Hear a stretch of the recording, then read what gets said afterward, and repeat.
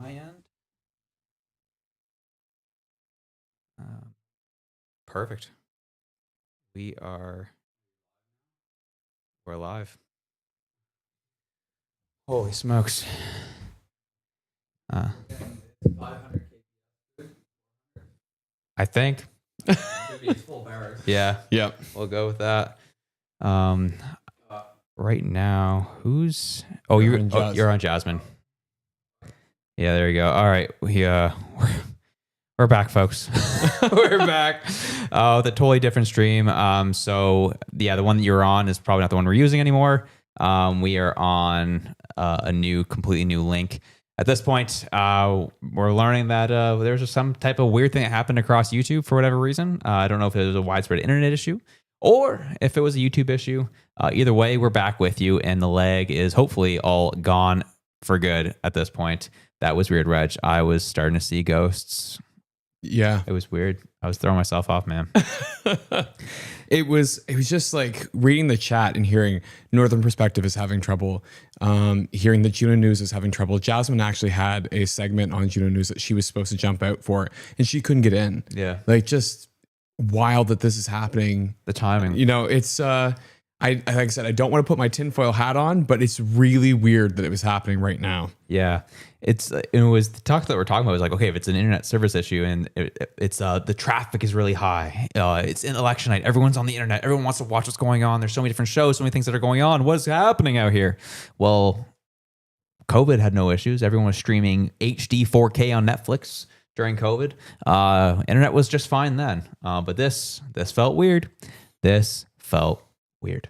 It was just weird that it was like all these conservative creators. Yeah. I think it would be interesting to see if like liberal creators were also facing the same thing. Mm-hmm. So is it only the conservative creators that have a larger presence on YouTube that saw this go down? Mm-hmm. Was it all political podcasters that went down, you know, regardless of side? Yep. Because like there's a couple things there. It's like if there was something wrong with YouTube for this massive event, you know, that would definitely push people towards mainstream media on cable, which seemed to be working fine. So yeah, it's just interesting. I'm not saying one way or the other. It's just, it raises a lot of eyebrows and a lot of questions. 100%. I'm going to ask you a quick question here. Brendan, do you want to see if the eye is, if you can turn the eye on the poll tracker there and make sure it's on? Oh, interesting. Because it is not on our end. Weird. Fascinating. Mm-hmm. Weird games are happening here, folks. Weird games are happening. Well, we will update you via vocally and let you know what's going on. So after all the weirdness, we are now into Nova Scotia, and they are reporting it's still a 23-10 Liberal lead. No one else has got seats. Surprise, surprise. We are in the Maritimes. No one else is voting for anything else but Liberal or Conservative at this point. And let me just make sure I zoom in here for you folks. Actually, Brendan, if you want to hit me with, if you want to go to my screen, that actually might make things a little bit better.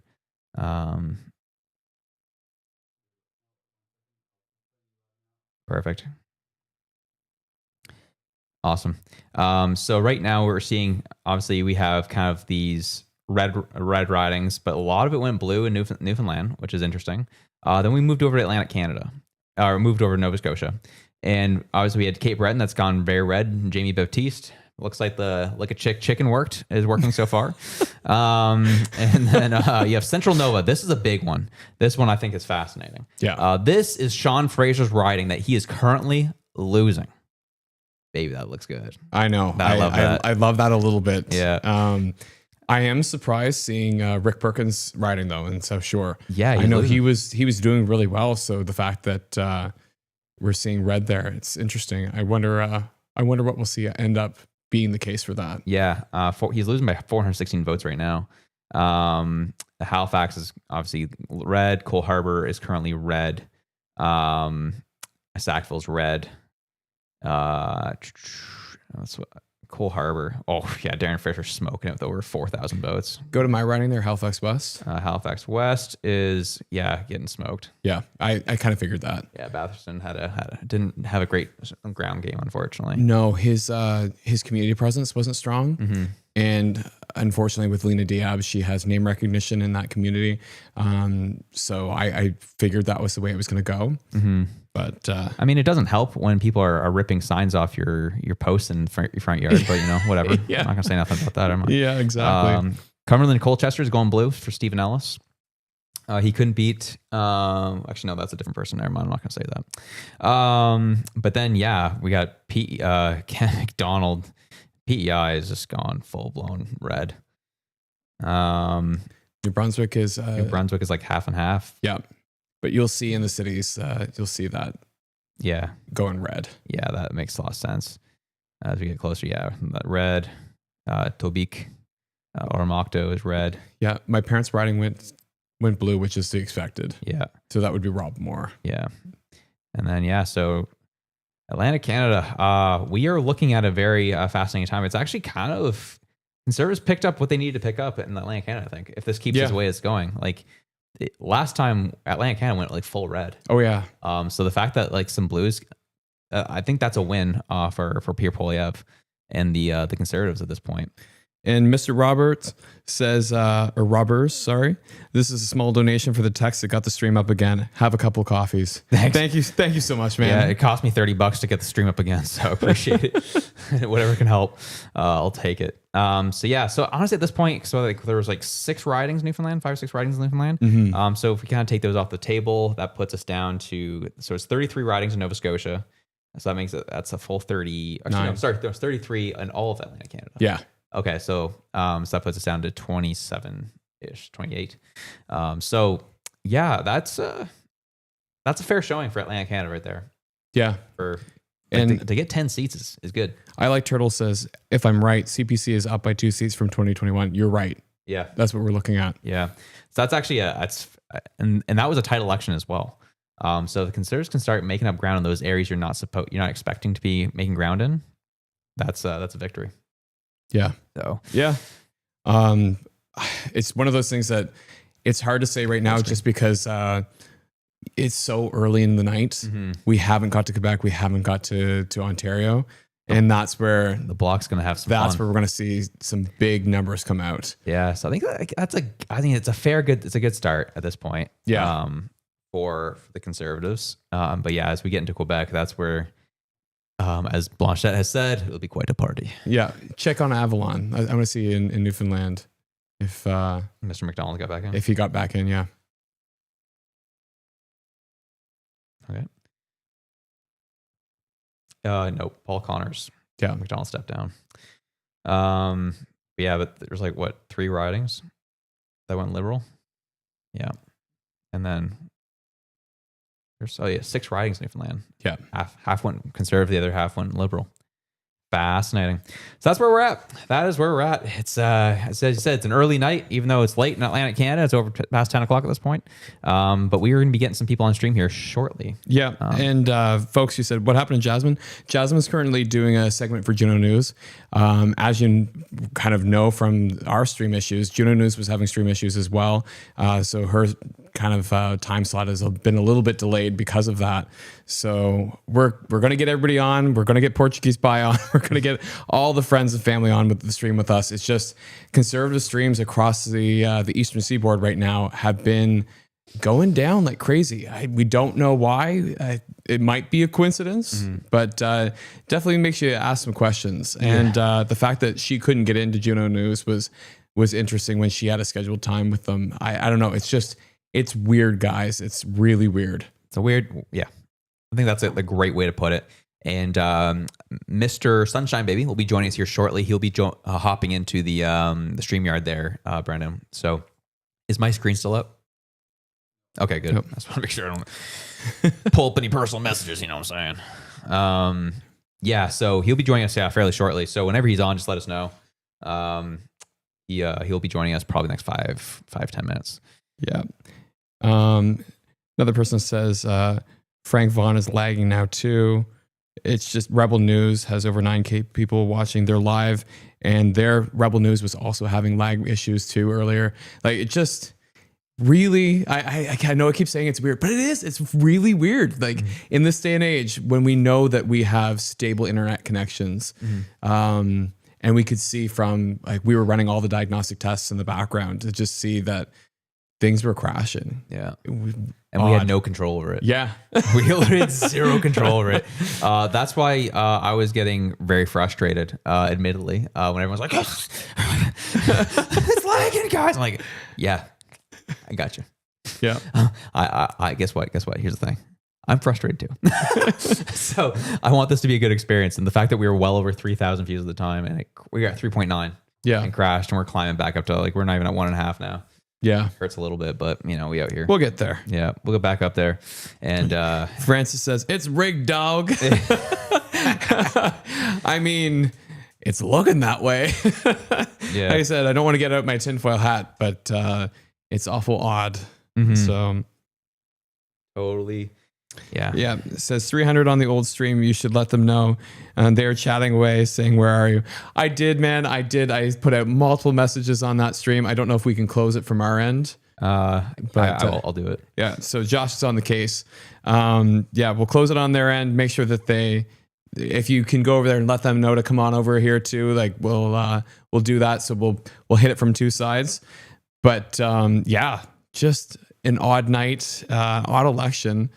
Just weird times in Canada, guys. Like, who would have thought we would get Justin Trudeau replaced with this WEF implant and then see the complete change in our trajectory for this election, and then all the lies, and then the way that the media's been spinning everything, and then now for election night for all these streams to suddenly go dark or be lagged out or just fail entirely. Like, it's just like weird things on top of weird things. It's turtles the whole way down. I don't get it. It just makes you question, like, what is our country? And I know that I've heard from a couple folks in other parts of the world that are like, when we look at Canada, we're seriously concerned for you guys. And now I'm thinking, like, should we be more concerned? It all could be a coincidence, or could have been a tree that fell on some kind of special cable line, or somebody could have dug into something in the ground that they shouldn't have dug into. I don't know. Yeah. Maybe we'll get an explanation tomorrow. But for right now, it's a little funky. Yeah. Oh, exactly. And so it's just frustrating because it was because I was talking with Jasper there. Apparently, could you send me the StreamYard link? So T-Bab says, it's so depressing that Cape Breton is voting Liberal. The old population has been drinking the Kool-Aid for too long. Damn shame. It's a beautiful place. Yeah. Yeah. I think I said this about Newfoundland too, that I think that there's, in Atlantic Canada especially, is that you'll get folks who will vote for the candidate. Like, they're not really voting for the party. They're voting for the candidate because they know that person. They have a relationship with that person. And frankly, that's how you win Atlantic Canada. It's really based off of the connections, the community, the name value, the face value, the family connections. Like, if this person's well liked, their family's well liked in the community. Mm-hmm. It's very much like that. So in Cape Breton, you're going to see people who are voting Liberal because they like the candidate, not so much that they, totally align with the federal party. Yeah. So that's just the way it is. Yeah, I couldn't say it better myself. I was talking on Sean Newman's podcast earlier today, and that was what they're asking, like, what's Atlantic Canada going to look like? And I was like, it's tough. If there's a brand new candidate, it's up for flipping. But like for a lot of people, the incumbents have a huge benefit in Atlantic Canada because they're known in the community, especially if they did hardcore work in the community up to this point. They have a good ground game. They are no matter what part of they're in, they'll have a good chance at winning, unless you're Sean Fraser. I think people are pretty angry about Sean Fraser, right? I mean, when you come out and say that you're retiring and then say, oh, psych, I'm coming back because the polls look better. People are not dumb. They see that, they recognize that. Mm-hmm. And, in that case, I think people are, if they're voting Liberal, they're voting for the party. They're not voting for the candidate, because totally. I know folks in that area are not happy with him. Yeah. And Brendan, just keep a close eye on the StreamYard. He's going to be in within like next 30 seconds. So, because we can't make Mr. Sunshine Baby wait, you know what I'm saying? Yeah. And Norman Earl dropping some love on the stream, throwing us $10. Thank you so much, sir. We appreciate it. All the super chats go to help make this kind of thing possible for you guys.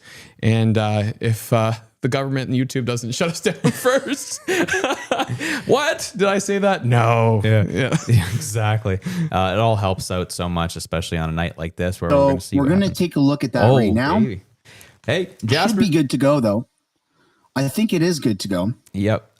We're going to have to see how fast they can get this done. Yeah. Because I don't want to leave everybody in limbo and in suspense. We don't love limbo. Jasper, are you there?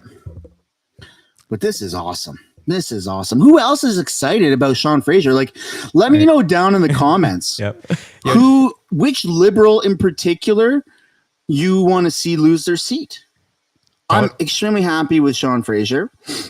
We are too. Losing his seat. We are too. Also, I mean, it's top notch to see Jasmin lose his seat. We're literally, I got a bottle of vodka in the. Can you hear us? Oh, am I on the stream now? Can you hear us? Hold on a second here. You're alive, sir. I can't hear you guys. What? I cannot hear you guys at all, fellas. Can you see us? Apparently, I'm on the stream right now.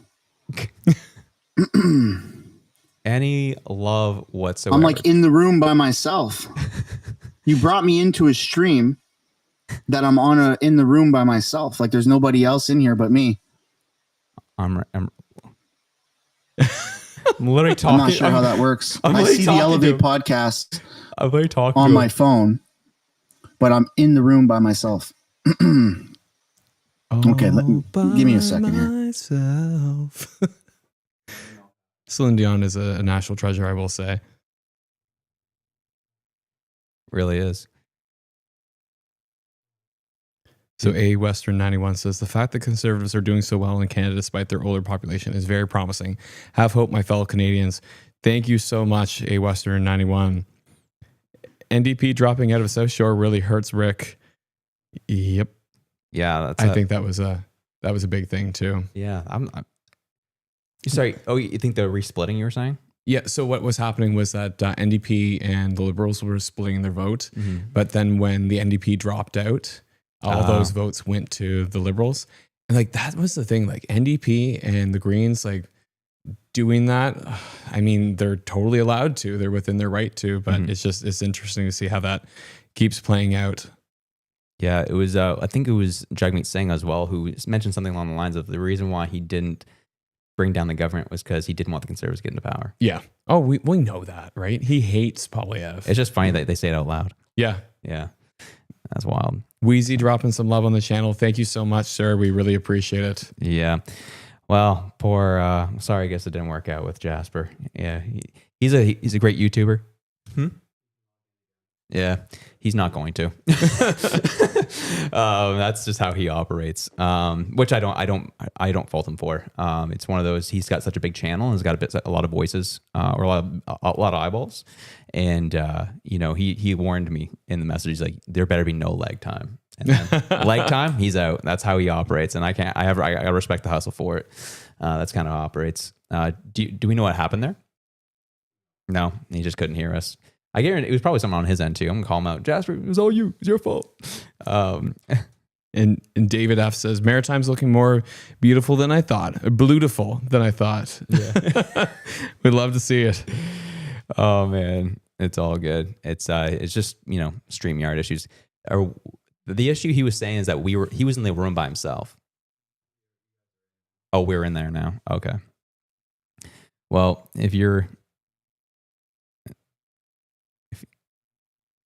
oh, they're saying even CTV is glitchy now. Oh, interesting. Yeah. Well, that makes me feel better. I just want to know that everybody's having the same kind of crap that we're dealing with. So he says you're streaming on a different platform. Hello from Mr. Sunshine Baby. Yeah, Jasmine's on Juno right now. She had a scheduled interview with them, so she'll be back as soon as she's done with Juno. So that's where she's at. Max says, watching from the US, my wife is Canadian, talks about moving back for family. As homeowners with good jobs, it's irrational to leave the US right now. Yeah, do not come back right now. It's not good up here right now. It's a tough time. It was, I've actually got my American in-laws up here currently. And that's the one thing that was the biggest shock for them is the sticker shock. Yeah. They were getting groceries one night and they just, my mother-in-law put Parmesan on the cart. And got up front. She's like, $12 for Parmesan cheese? And he's like, yeah. She's like, you guys are going to love, if you guys ever move to the States, prices are going to be much better. I think my mother-in-law's in favor of the 50 state. I don't know. Oh. I'm just kidding. I'm just kidding. I'm just kidding. You know what though? Like all the rhetoric about the 51st state, there's so many people talking about how that would be so much better. Like we're going to see, lower taxes, all this stuff. It would hollow out our real estate market. And the fact that so many people have all their life savings into real estate, It'd be game over. it would be game over. It would be devastating for us. Yep. And Relax With Me says, you guys are national heroes. Long live free Canada. Thanks so much, Relax With Me. And A Western 91, Atlantic Canada's even super chat lagging hard, guys. Yeah. Makes me feel a bit better, right? Makes you feel a bit better. And absolutely insane. Holy smokes. Are you there, Jasper? Can you hear us now? All right. All right. Can you hear us now? Please. I'm praying he can hear us now. Yeah, I do. Give me 1 second here. Let's fellas. go. Let's go. All right, here we go. We got this figured out now. Let me just update it on my end here. I hear you, but I don't see you. That's all right. That's the difference. Well, No, it's not though. Yeah, because so for those who are just trying to understand right now, I'm in your StreamYard, and you're supposed to be here as well, so that we can all talk. But you're using StreamYard and you're recording with your OBS, right? Yeah, that's exactly how we're operating. Is that what's happening on your end here? That ain't gonna work, fellas. Sorry. All right. Sorry, sir. Thanks for coming on. Appreciate it. No problem. We'll try next time. Yeah, no worries. All right, so there you go. There you go. That's the issue. What's up, Jasmine? How you doing? Oh, he smokes. Yeah, that's all. That's how that works. It's all good. I forgot. Like him and I talked earlier today, and he told me he was going to bring his stream in, and I forgot that aspect that we can't duplicate what we're doing in OBS inside StreamYard. So you can blame me for that one, but at least that's the thing I love about Jasper. He's so straight to the point. He's like, "Boy, fellas, this sucks. I'm out." Listen, I've been gone for a little bit. Is there a reason why we're headphoning? We were just about to talk to Jasper, but then it just turns out it's not going to work out. Oh. So Rude. you don't need to know. But hey, Rude. guess what? The stream is now up on your X account and your YouTube account. I did notice that. Let's go. Hello, everybody. All right, let's go. We're happy to have you back. So updates. Sean Fraser's now losing big. Yes! Really? Yeah. Dude, how bad? What how bad? We are right now looking at, let's pull up. Okay, I guess not terrible. Not terrible, but he's losing by 400 votes right now, which is big in Central Nova. Yeah. Especially where you have towns there that are only 2,000 people. Yeah. Merry Christmas, everybody. Yeah, I'd love to see. I don't know what it is. Listen, I don't mean to be like too cruel, but Sean Fraser just as a whole is awful. I don't know how else to put that. So like, thank you. Please get out of my life, sir. Like you've done enough damage. Goodbye. Yeah, well, you have to realize, like, what was he the minister of? He was the minister of housing and the minister of immigration. What are the two most broken things in the country right now? Housing and immigration. So I totally understand why you'd feel that way. And you know what I was thinking this morning? I'm not going to lie. I woke up and I had this weird thing, and who knows exactly how everything's going to go. It's looking good in some areas right now, which is nice. But wow, I cannot wait to check Mark Miller's X account later today. That's one that I'm keeping an eye on for sure, because he has just been a mean little bridge troll lately.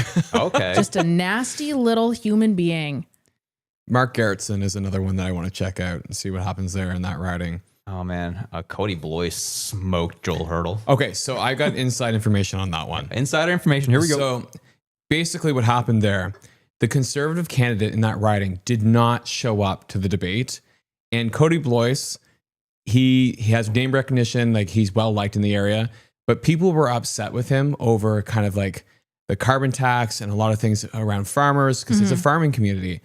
But he showed up. He showed up and he spoke at the event, and the conservative guy, he was just like, no, not worth my time, not going to do it. And the community recognizes that. They're going, oh, well, you can't show up for our own debate. Like, you're definitely not going to show up for us in Ottawa.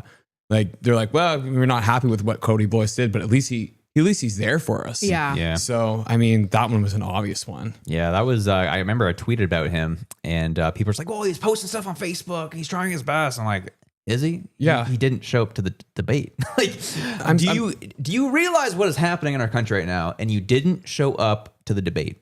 Sorry, you lost me on that one. Yeah, and I'm sorry, you have people for your social media account. Yeah. Like you have an intern that's paid by a Canada Student Works grant. Like, give me a break. Like, that's not doing the most. That's doing the very least. Yeah. It's probably doing less than least because, like I said, you got a subsidized student there probably posting it for you. So, yeah, no, not impressed. Yeah, and we're moving to Quebec right now, and Block's already picked up 2 seats, or at least leading at 2 seats right now, which is huge. But yeah, I think we had, again, 33 seats in Atlantic Canada, and Collins picked up 10. That's 2 more than they initially had in the last election. So I think that I'd take that as a dub currently, as much as it would have been nice to get more. It was, we'll take what we can get, especially as you're going to Quebec, and the Block is starting to pick up speed. Yeah, and I'm going to read out one of these super chats because I absolutely love it. So David Bell says, if there's a majority conservative win, Canadians need an official independent media day.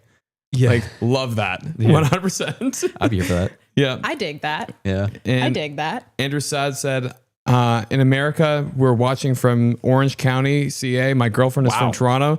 Tell her to stop tripping. She's going to get deported. Win the chat for Pierre. Love that. And Michael M says, you're better than watching CBC, CTV, and Global. Thank you so much. Once we got by the, I don't know what you'd call this, crazy internet outages, stream attacks, what you even call it. Weirdness is what we'll label it as. Yeah. Glad to be back with you folks, though. Totally. CBC is absolutely melting down, by the way.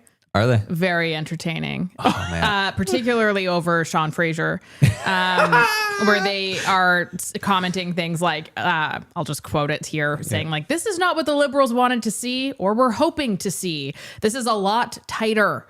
And also Rosemary Barton just kind of like going off. She's already losing it, which I mean, so that tells me something, right?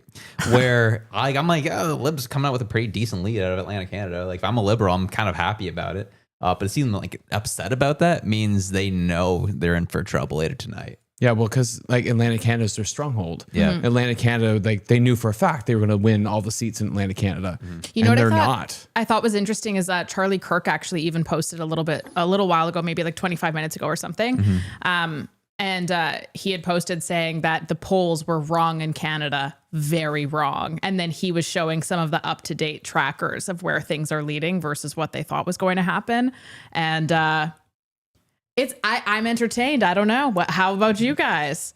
I don't want to get too cocky. You never know how these things will turn out. Obviously, Ontario is going to be a big one, but Yeah. I'm liking what I'm seeing so far at the very least. Yeah. It's like, well, it's funny because, when Rick Perkins did his whole press tour with a couple of different Conservative MPs, he was like, we're going to win all the seats in Atlantic Canada, which obviously makes sense. As someone who's trying to win, so of course you're going to win everything.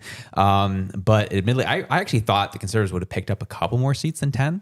But to know that this result is actually causing the Liberals to be very scared is actually, I'm like, okay, I'll take that as a dub at the very least at this point. But again, the thing I'm going to hold, like that's actually the one thing that before Jasper came on, we could hear him talking and he's like, Sean Fraser's losing. Sean Fraser's losing. I think we were all in jubilance that Sean Fraser is currently losing. And do you know who's really happy he's losing? Me? His family. That too. Yes. Yeah. He did Papa's promise coming home to spend time with them after all. Yeah. Yeah. That's why I think Melanie Jolie should lose too. Yeah. She literally, girl's been trying to get pregnant forever. She's talked about this many times, had a hard time, decided to get into politics. Sounds like a wild thing to do when you are trying to be, not as stressed out, want to have some family time. And maybe now's the right time for Miss Jolie to lose. Yeah, and just so she can live her best life. The thing is, like, we were in Ottawa and we could just feel it. It was palpable in the air there. Like, the place is toxic. Like, that's not going to be a good place to, like, try and start a family. No. Like, we were with people and everybody was, like, smiling and lovely to them. And then as soon as they were out of earshot, they're like, I hate that person. I'm like, well, I can't stand this place. This place is garbage. Yeah. Like, it's incestuous in a lot of ways. And it's just toxic, incestuous. It's all the same people doing the same. Incestuous? 100%. Yeah. Okay. Yeah. Everyone, it's the same thing with the media there too, where, if you lose a job at CTV, you're going to Global. It's all, even this. That's all media. Yeah. But it's the same thing in Ottawa with the political positions, right? It's just, everyone knows each other, but sometimes you're your role is going to change. It doesn't really matter. Yeah, it's like, oh, you're a staffer, now you're a politician, but now you're either in the Senate or you're a lobbyist, or now you're like an advisor, or like they just recycle. And I think like that's what Canadians are frankly tired of. We're tired of this recycling of the same bad policies, people that don't represent us, and values that don't align with our values. It's something I've said oftentimes on my own show. I've said it when I've joined you guys as well. But like at the end of the day, the fact that we have as many parties as we do, fine and dandy, whatever. But it's not that my detest is for the Liberal Party in particular. It's a fine party by definition. The problem with the party is who is in it. Exactly. And the establishment people who have been in it for too long and who have, kind of lurked in the shadows while being the masterminds behind all of these things that have really hurt our country, and that they keep getting away with it. That's the biggest problem. Like there is no accountability within that party at all. You can get away with anything as long as you are a liberal, and that needs to end, because that is no way at all. That's not democratic. There's nothing about that is in the best interest for a country, period. And we have obviously seen that. So I really do believe, and of course it feels good because I don't like people like Sean Fraser. I don't like how they talk to us. I don't like how the decisions that they make and how they think that they can just get away with anything and be whoever it is that they want to be, and there's no consequences or repercussions for their actions. But at the end of the day, like, you know what? If you don't want the Liberal Party to just completely crumble, if you're somebody who genuinely believes in liberal values these days, I mean, the Liberal Party today is not liberal at all. It's, neoliberal, I would argue maybe even bordering on Marxist, a man who Mark Carney has claimed and written down as being one of the people who inspired him. But like the Liberal Party that we knew 20 years ago is no more. That doesn't exist at all. It's gone. And at the end of the day with this election, one of the biggest outcomes that I could see that could actually be in benefit would be for as many of those establishment people to get out of our lives. And then maybe similar to what perhaps the NDP is going to be having to do here, you're going to have some new faces in there with some new ideas and some real change, not just for the country, but for the party as a whole, because it has gone so far off course. Yeah, totally. And I think that's like you summed it up perfectly about the fact that the Liberal Party of 20 years ago was something I actually identified with. I don't recognize this Liberal Party at all. It's completely absurd. And when I look at the values of the Liberal Party from 20 years ago, and I look at the current Conservative Party, I'm like, current Conservative Party is Liberal Party 20 years ago. Mm-hmm. It's just, to me, and then when you do the CBC vote compass, and I'm looking at this, I'm like, it's putting me at like almost PPC level. I'm like, this is absurd. Okay, guys, like, give me a break. But, just wild. And it wasn't even just myself. It was so many people I know that hold the same values of just, we want an economy that works for people. Mm-hmm. We don't want to be beholden to draconian laws, and we don't want to see the balance of power consolidated in one entity. Like, just power to the people. And like, apparently that's completely illiberal. Yeah. Well, I mean, it comes back to the point you said, like this Liberal Party is not the same one of 20 years ago. And that we saw that happen last night when Ruby Dalla, who was a part of that party 20 years ago, says, I endorse Pierre Poilievre. Yeah. Yeah. Like that tells you everything you know about the party right then and there.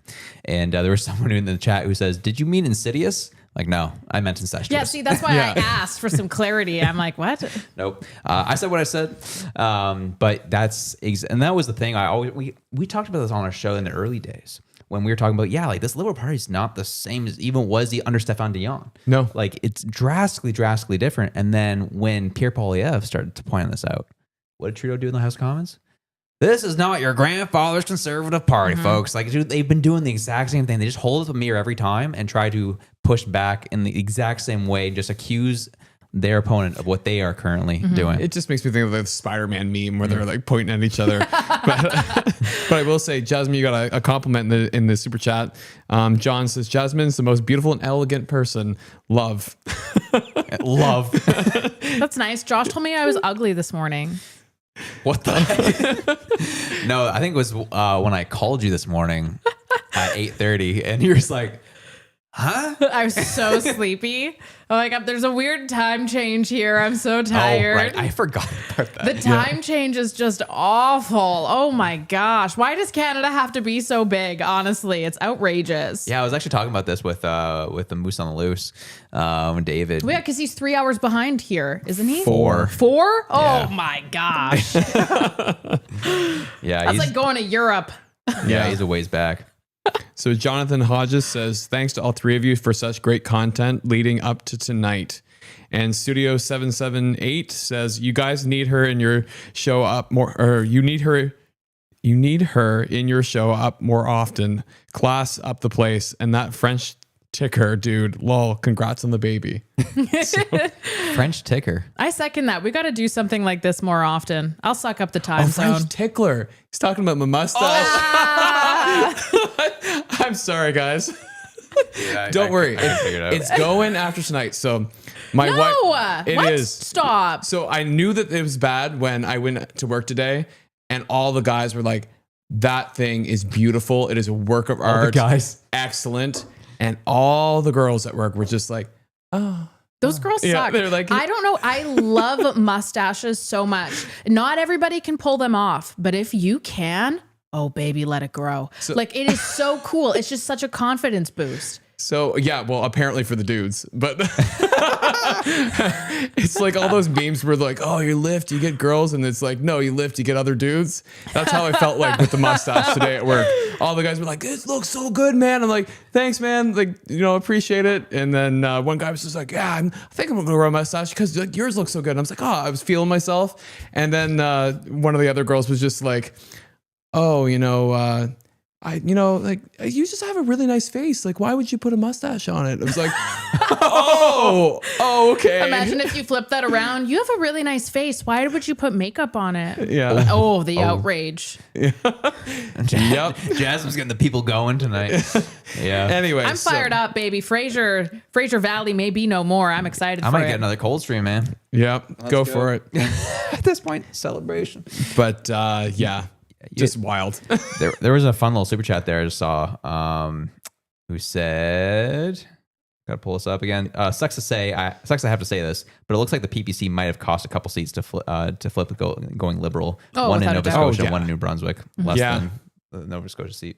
Definitely. And it was hard because I have a couple of friends who like told me straight up they were voting PPC. And I was Same. like, guys, I was like, you can't do that. Like you're voting PPC. I was like, you're not going to get a seat. You're giving a seat to the Liberals. And they're like, oh, uniparty. I was like, friggin' Yeah. Maxime Bernier. Like I blame him. Yeah. Like I blame Jagmeet Singh for keeping Trudeau in government for so long. And if we start to see things get like bad in Canada, I'll blame Maxime Bernier for It's such for a tough thing because I understand where people are at. I respect their right to vote that way. And obviously you can do it. Okay, sure. If that's where you're leaning, great.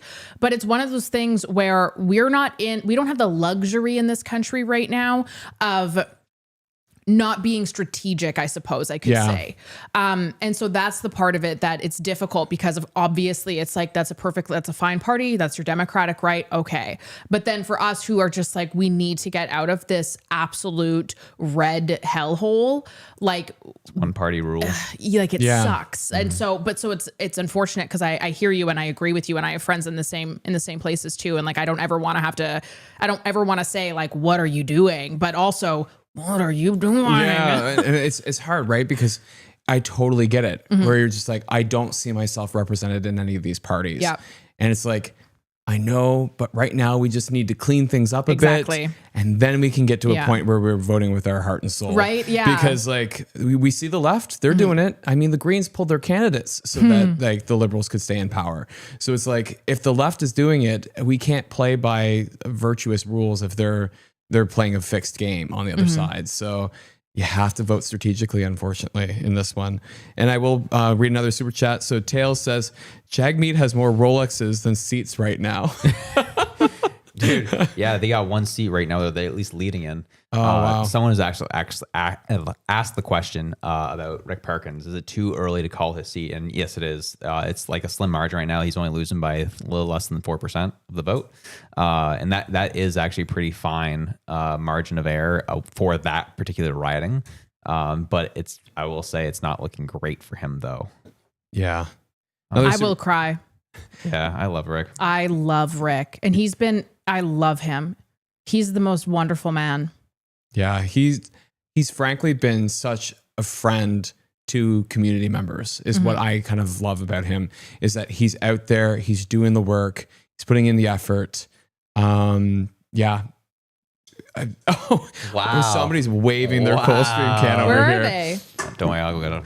Josh is going to go get Tell some me toys. And in the grab me one I've never too. had one of those before, and they're good. They taste like I said, they taste like my childhood. Like it's Wow, you had some great parents. I mean that in the sense of like going to Tim Hortons and getting like the peach flavored drink. I know exactly what you mean. I'm like, I love your parents. No shade to them. That was all a joke. You have a wonderful family. Yeah, they don't even drink. Oh, now they hate me. David Lowski says, I hope the threat of CBC getting defunded inspires them to improve. They have potential. They just need to refocus and innovate.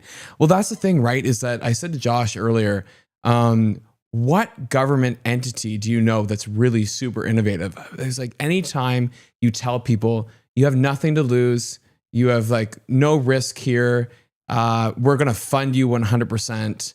Don't worry about it. They get comfortable. Like you need that fear of like, we're going to get shut down if we don't do something risky or innovative or different. Like you need that fear God into people to make them actually do something new and exciting. Because otherwise they just keep going with the status quo because they're like, who cares? We're still collecting a paycheck from the taxpayer dollar anyway. Which is just, I have a lot of thoughts and I can't formulate all of them until Josh comes back with whatever the heck that delicious drink is that I shouldn't be drinking. But yeah, I wanted to point you guys to this. So obviously we don't have the audio for it because this just happened, but Charlatan, how do you pronounce that? Charlottetown? Charlottetown? Yeah. Sorry. I'm not from there. And listen, I used to know how to say it when I was younger. But so Rosemary Barton was just on CBC and she said, thank goodness Charlottetown is okay. Does that sound unbiased to you? Yeah. Oh, do you know what? Thank goodness Central Nova is okay. Yeah.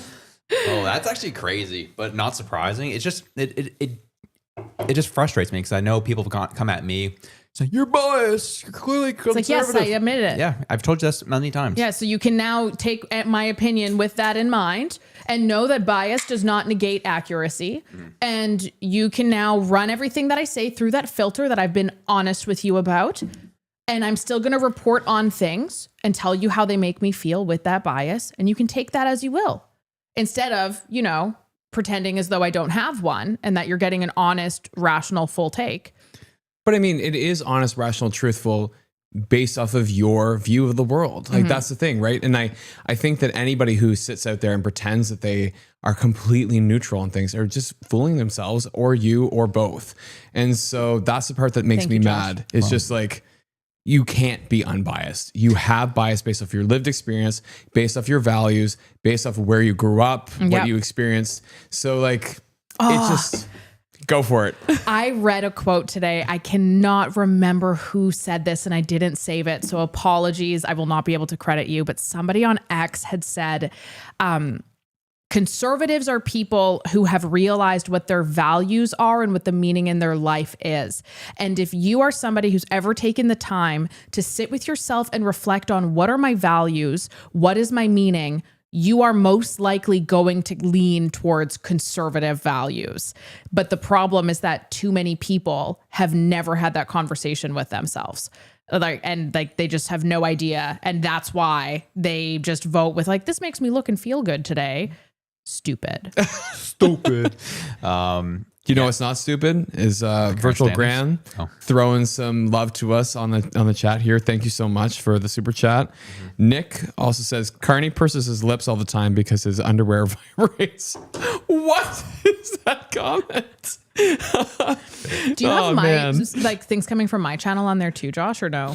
Yeah, it's all. Okay, beautiful. Yeah, check out your channel. Jeff Key says, come on, Perkins, with a sad face. You got to guest him backstage. And A Bro says, thanks to all your content for this election to keep us all there. Keep the stash and congrats on the baby. Dad life is the best.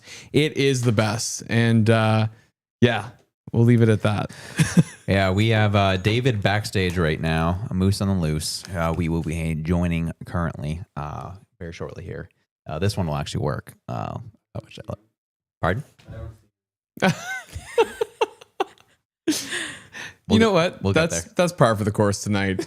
I'm just like, I'm feeling so loose, and like we could say whatever the heck we want because it doesn't matter. They're gonna force our stream out or do whatever. I don't know. So it was funny because I remember, when this was, it started choppy and I was like, okay, maybe it'll work itself out. And then it goes 5, 10, 15, 20 minutes and it's still being choppy. And me and Jasmin look at each other and I instantly had stress just wash over me when we made eye contact. I was like, this is not good. And so she goes out to do the Juno News interview and we're trying to figure this out. And then we start hearing all these streams going down. Mm-hmm. Boom, boom, boom. I was like, makes me feel a bit better. I couldn't even connect to Juno News at first. It took me a couple tries and then finally I was able to get in, but yeah. Perfect. What the frig is that? Yeah. What is going on? David, can you hear us? Hi, it's me, David. Dude, for a second, I thought it was him. For a second. And then I was like, that's a little too high pitched. Well, guys, we got a lot of good stuff coming up for you today. I'm sorry, that was terrible. I was going to try to quote something of his. I watch him every day. Yeah. yeah. Oh, yeah. I'm trying to remember what, he does. Lots of crazy stuff happening with the Liberal Party today. Let's get to it. Mark Carney gets wrecked. Yeah. I love it. Oh, man. We all have our things. I love to see it. Hello, can anyone hear me? I'm trying to think what our thing is. My thing is just screwing up, especially. It's like, oh, you said that in the car ride today, and I swear I heard especially. I twitched. I was like, ooh. I can't help it. I don't know. I think it's because I have a problem with S's in particular. So trying to say especially. You just did it beautifully. Just do it more like that. I hate it. I hate it because I know I'm a little bit tongue tied. So yeah. It makes for great media. It's beautiful. Don't worry. We love you for all of your quirks, my friend. But you, though, posting our karaoke on... yes. If you haven't seen it yet, you have to go onto my X page, just Jasmin Laine _. And Reg and I met up on a Saturday night, I guess that was. Yeah. And he was a singer. I found out that he is a singer. And he's one of those people who's good at karaoke. And I don't like people like that. But it was beautiful. Do you know what I thought was funny is that I was reading through and I was like, oh, felt a little bit good, saw some positive comments. And then there was one who was like, he's not actually that good. And I was like, keeping me humble. Thank you. You know what the worst part is? And I was talking behind your back on the phone with Josh today about this because I said, did you know that Reg could sing? And Josh was like, yeah, I know. Everybody knows. And I was like, the worst thing here is the fact that Reginald had the audacity to complain about people who didn't sound good on stage. And so I was expecting you to suck. You can't diss people if you're actually good. And then you go up there and you just serenade all of these old women. They were just dancing in their chairs. Holy crap. They wanted to take you home and have you marry their daughters. It was nuts. No. This one older lady came over to show me a very interestingly placed tattoo after you left. Oh, yeah. What and where? And did you see? Did she show you? Oh, yes. Was it consensual? Are you okay? I had to blink twice there. I was just like, oh, okay. Thank you, madame. Did you call her madame? Buddy. Anyway, yeah. So it was a wild night after you left, and we left shortly after that. But my goodness. So yeah, we're going through Quebec right now. Conservatives are actually picking up some seats there. Good. Obviously, Liberals are performing as relatively expected to be in Quebec. But yeah, we have a 64-47 lead right now for the Liberals. As they're going through Quebec, Bloc have picked up 10 seats there. So we want to see more getting closer to 15-20 seats for the Bloc there to start really making a difference. But it is nice to see the Conservatives actually picking up some seats as they go through Quebec. That's a big result. Mm-hmm. And I'm going to read out a super chat because it's a huge one. Theoretica says, Josh, congrats to you on yours and the baby. Safe to assume the little one doesn't have Reg's Willie stash smile. JK, haha, Jasmin. My 17-year-old daughter now keeps up with politics because of you. You rock. all of you. Cheers to all of you and your fellow viewers. Wow. Cheers to all of us. Yay. We're too Cheers. far to clink. So Clink. For both There. That's Got it. Pow. That was some weird ASMR when you swallowed, Reg.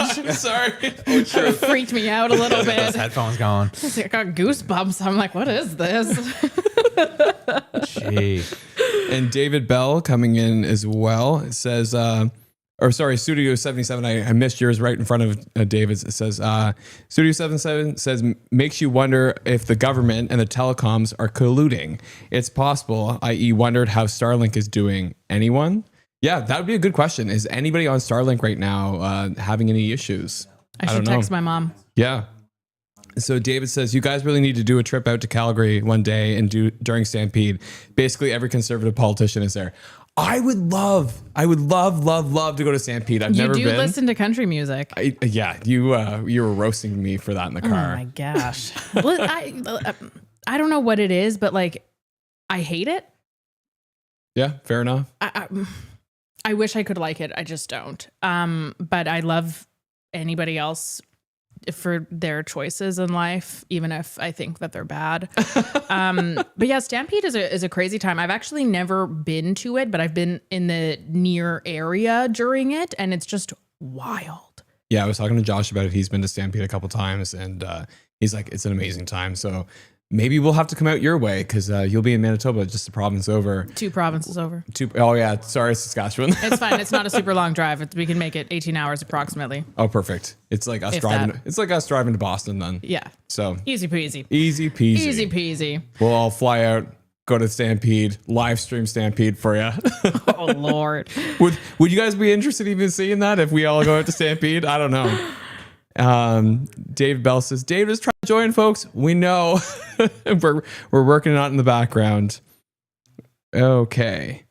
And Forest Nomad says, Canadian watching in Southeast Asia left Canada months ago, will return, invest in Canada if PP wins. Carney, I sell it all. How many billions will leave? And he put a little TR in front.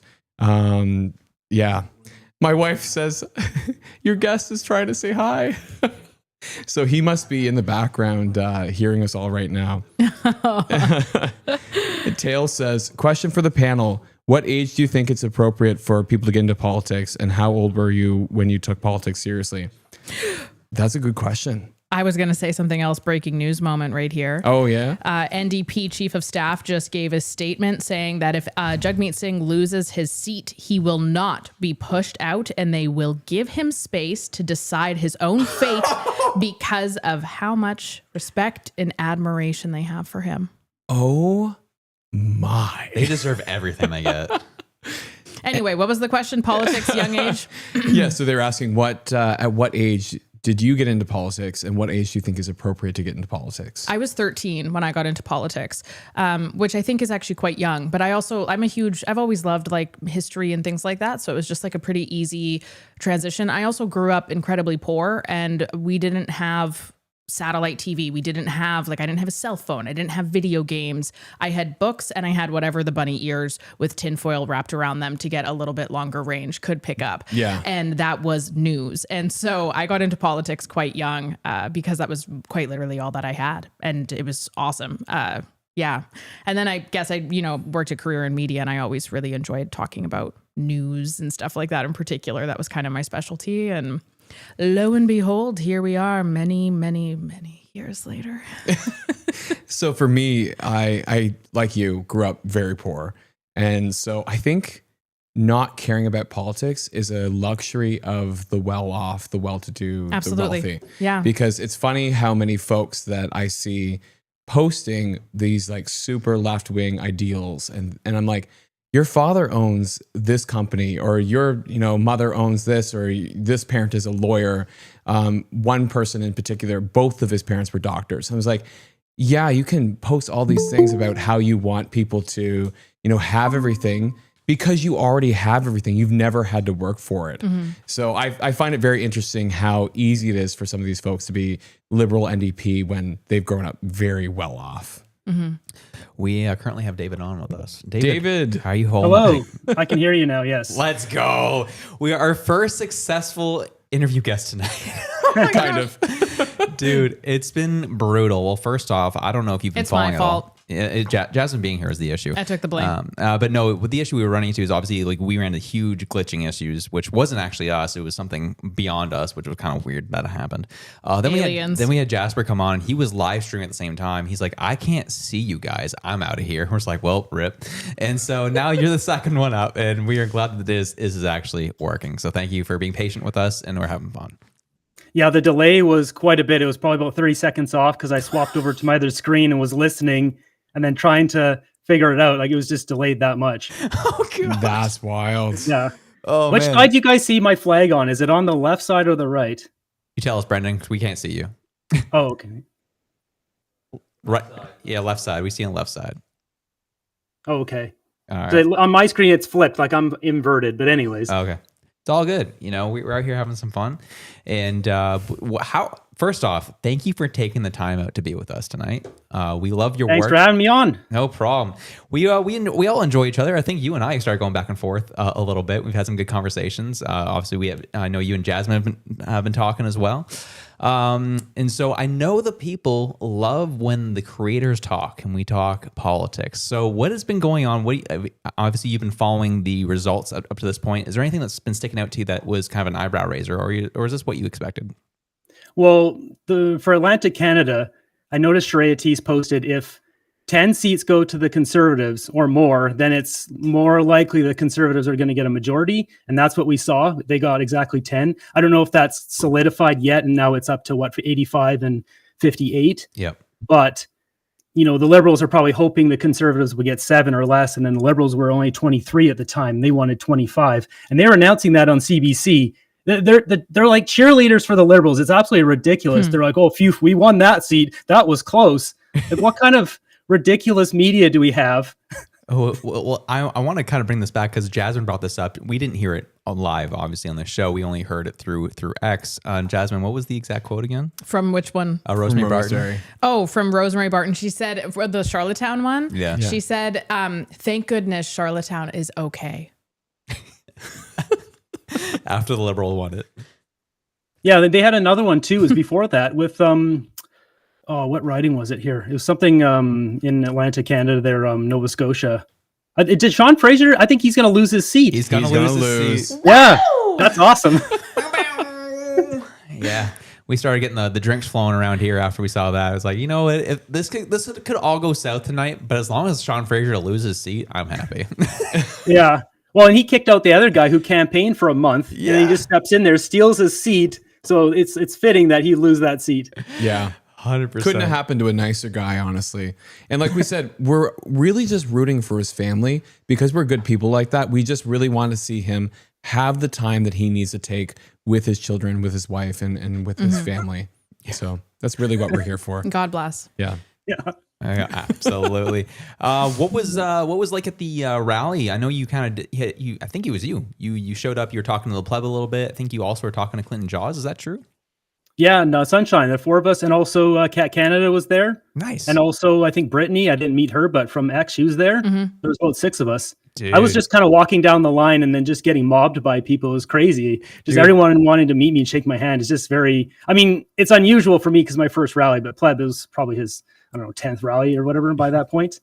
Yeah. Totally. So, well, how did that feel? I know we've experienced a version of that, the rallies we've been to.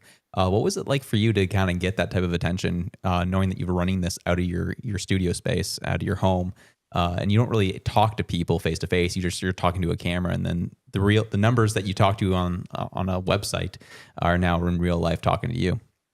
Yeah, I try to not rationalize or visualize the numbers because it's too many people. I don't want to think about talking to 137,000 people. That's crazy. So I can't even get my whole family to come to my birthday. Yeah. Oh, goodness. goodness. Okay, David, I'm really curious for you actually. So obviously I feel like we can all kind of relate to you being in this space and then actually being able to go to events where it's, you know, like that's your group of people, like people who are familiar with you, who are interested in the same things as you. There was this one, what is his name? Fred Delory. Yes, who had said, and it's crazy because he's actually a former conservative campaign manager, and he said on CBC that conservatives depended on the votes of angry young people. And what do you think about comments like that, which are things that are, you know, it's not a one-off. We hear things like that all the time in this space, just all of this rhetoric and these narratives. And so, you know, going to those rallies, meeting those people, the things that they said, what are comments like that being displayed on CBC of all places? How does that make you feel? What do you think of it? I mean, it's ridiculous. Like, sure, everyone is frustrated and angry with the situation in Canada, but it's not like a bunch of warmongers running around angry, pounding their chests and slamming clubs. I saw some of those comments today on CTV. I actually have a clip here. Let's see if I find it. But basically, it was basically for Aaron Gunn, and they were saying, the whole residential school thing, and they're just trying to cut him down while the vote was going on. It's like, it's just they're campaigning for him. Yeah, they are. Campaigning against him, or campaigning for whoever the NDP is here, Tally Johnston. Mm-hmm. It's that's one thing that I've certainly noticed at this election, on a far greater, more serious scale than years past, has been the mainstream media and just how hard they are pushing and how forgiving they have been when really wrong things have happened to their candidate of choice. Well, you know why he's their candidate of choice, though. It's that you have Pierre Poilievre, who came out early in the campaign saying we're taking away funding for CBC, and we know that they aren't innovative, so they're basing a lot of their income off of what they're getting from the taxpayer dollar. So if you take that away, there's a lot of people going, is my job going to be on the chopping block? So they are going to fight tooth and nail to keep their job, to keep their funding. And in order to keep their job and their funding means they've got to keep the Liberals in power.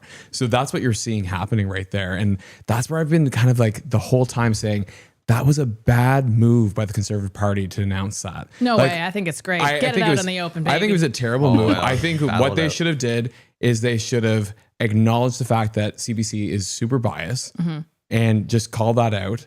Left it there because we saw Mark Carney call out Rosemary Barton and a few others tell the Globe and Mail that they basically suck. And for a couple days, the media went after him, and then they went right back to their same song and dance before. But I think that if the Conservative would have been, you know, kind of out there saying like the media is biased and we don't love it, and then once they finally got into power, go, by the way, we're cutting your funding because we need to find savings everywhere. I think that would have been a much better plan, and you wouldn't have seen people react the way they are reacting. Because right now I've got folks in my circles who otherwise would have voted Conservative, but feel that for some reason that freedom of speech is under attack right now because the CBC is going to be defunded. You know, David, I'm curious if you have an opinion on this at all. Do you almost wonder if that was strategic of Poilievre to do something like that in order to really show the what mainstream media in Canada, particularly CBC, and how much they've degraded? I was thinking about that today. So I went for a jog just about an hour ago, and I was thinking about exactly that it was probably, I mean, he's obviously wants to get them defunded because they just attack him at every single press conference, but it probably was partly a strategy to like, let's just put a highlight on this because they're always going after him. I mean, listening to the CBC broadcaster for an hour is just awful. They're always, they're always going after the Conservatives, and they're always saying in favor of the Liberals. Oh, the Liberals are going to try to win this seat back. And there was one point there where the Conservatives were ahead, and then suddenly it flipped, and Rosemary's like, okay, we'll take that one because it tied up. It's just their bias is so obvious. It's ridiculous. Yeah, I agree that their bias is really obvious. And I think the part that like really put the nail in the coffin for me with the CBC is when they put out those graphs showing their funding, and they reversed the order of the graphs to make it look like they got less funding in the more recent years when that was actually not the case.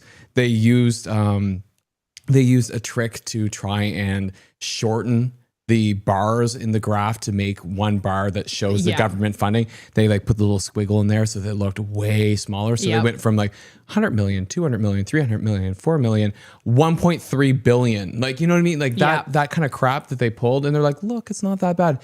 It was obviously done to mislead. And when I looked at that, because that's my world, right? Is my day job is in statistics and numbers and counts and surveys. So looking at this, I'm going, they are so dirty. They're trying to completely influence the narrative on this just by putting up these fake graphs. Well, not totally fake, but like manipulative graphs to try and change the story around this. I was like, that to me, like that was the nail in the coffin. I was like, I'm done with CBC. I just can't trust anything that they put out anymore. It was them calling all of us right-wing radical extremists that did it for me. So that was like a year ago, but yeah. I mean, even that Policy Horizons thing that came out, they're trying to downplay it and say it's not a real part of the government. It's some far off, like small department nobody knows about. It's just like, come on, you're insulting people who work at this department, part of the Privy Council. Like, if that's the case, okay, so why are we paying for it? Yeah. Seriously. But what the weirdest part about this whole thing is I actually, like 2 weeks ago, I was on the phone with Josh and I'm looking at the Policy Horizon stuff and it's all disappearing. And I'm like, holy crap. I turned off my internet, went back because I had cached, like all the documents were cached in my internet browser. I went through and downloaded the entire library of Policy Horizons documents because I was like, I don't know if these are going to be available to me anymore. And like the fact that I was like, can you believe that that's the Canada we live in, where government documents that, you know, paint a not so lovely future that is very anti-government are now being pulled and removed? And it was interesting because it was the same thing that happened with the global affairs stuff. People noticed, people got loud about it, and then suddenly things were back. But I had went through and I saved everything, turned my internet back on, it was gone again. Those web pages were broken. Yeah. I was like, that's screwed up. There's something weird happening with this government. The censorship is wild. David, I got another question for you. So obviously being in the space that we are, you know, Mark Carney as well. I mean, the Liberals, NDP and Greens have all talked an awful lot about censorship, and they're, you know, calling anybody who disagrees with them some sort of an istophobe or a misogynist and all of these things. Is there anything in particular that you're I want to I guess I'm just trying to suss out how you are feeling right now with everything that's going on, how it's all looking at the moment. You know, obviously Atlantic Canada looking pretty good. It's looking pretty good, not gonna lie. But where are you at right now? Well, I mean, you guys just mentioned, I didn't know about that, Jagmeet Singh taking over another riding. Like that was that was the one thing you could count on, that guy not getting his seat. So that right there is not that's not reassuring. That guy's got to go. Like, he's an absolute traitor. Yeah. But as for, I mean, we know that Alberta is going to be a clean sweep, and British Columbia here is really going blue. So we might pick up 5 or 6 here. I don't know. He's optimistic. I was expecting us to get around 160. So minority territory, but right now it's looking more than that. You know, it's kind of funny. Just speaking of Alberta, I saw on CBC earlier today, which I did watch, unfortunately, because I hate myself, that CBC had said that they were, you know, we're really expecting to get quite a few seats over in some parts of Alberta because, you know, that's where Mark Carney grew up. That's where he's from. So, you know, it's really going to represent. And I'm like, what? I'm sorry, what? Where he grew up when? How long did he live there for? Like 7 years? That's crazy. That's actually crazy. That'd be like if I moved to China for 7 years and then called myself Chinese. Like, that's not a thing. Like, get out of here, Mr. Carney. Gosh. Well, I do have a question I want to put out to first David, and then we'll move it to Jasmin. Is right now we are seeing currently the Liberals at 127, Conservatives at 89. This is kind of, to some degree, as we're going through Quebec and Ontario, is some degree that we're expecting. But a lot of people in the chat right now are freaking out. They're panicking. There's like, this is terrible. This is bad. David, can you walk us through, from your perspective, and we'll send it to Jasmin, why this is not panic territory just yet? I mean, we have to wait until everything comes in, really. Like, we get the biggest back end load once it hits the final 3 provinces. So now's not the time to panic, especially since Atlantic Canada already got those numbers we want. So I don't think you got to wait till all the chips are down. Mm-hmm. Yeah. I would agree with that as well. I understand, obviously, and that's the thing which is just kind of unfortunate about how things are counted, how slow it is in some cases, and the different time zones and whatever. But as a whole, at this moment, there are certain areas that we've picked up where I didn't think we as though we are federally running. All right, Rosemary Barton. Oh, Charlottetown is, thank goodness they're okay. But there are certain areas that we're doing a lot better than I thought we were going to. So I'm grateful for that. And we'll just kind of see how that keeps on rolling, because I mean, Ontario is usually a pretty big one. Same with Quebec, pretty big one. But it's not like with the numbers that we have right now, it's not like it's completely over once those are through, right? No. So yeah, let's like right now. Our majority is what we're talking. So 174 is what we're talking. Sorry, 172. 172. So right now, if you get through Ontario and they still are only around 150, 155, that's actually really good. Considering what BC is looking at, as you were just talking about, David, that this is, if they get through Ontario and they only get to 150, 155. My mom just texted me. She said CTV is declaring a Liberal win. Already. Of course they are. I can already see 20 seats on the map right now that are still gray in Ontario alone. Sorry for interrupting. It's all good. I think that was perfect way to interject. If you look at, there's Saskatchewan, you got downtown, where is that? Around Moose Jaw, I think, Regina. Then you've got basically all of British Columbia. Like, this is not over. It's not even close. No, that's crazy. It's so it is frustrating that they do that. It's dumb. Yeah. There's so many, okay, I'm trying to regulate my thoughts here. There is so much up for grabs right now. Like there's nothing that's being counted. The fact that they're projecting a Liberal win. It's come on. It's like, we still got to get to BC here yet, folks.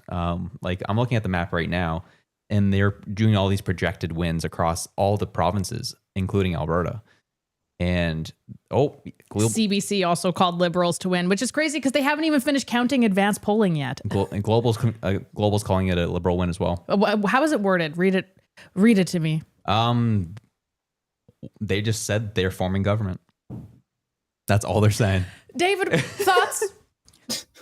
I mean, I'm trying to count the amount here. There's at least 45 that are still gray, and there's only 1, 2, 3, 4, 5, 6, 7, like 10 that are actually solid. So what are they calling? Nothing is even done here. Yeah, it's just weird, isn't it? I mean, they're just trying to do their thing. They all work for the man there. They get their big paychecks from the Liberals, and that's what it's just, this country's ridiculous. This has to end.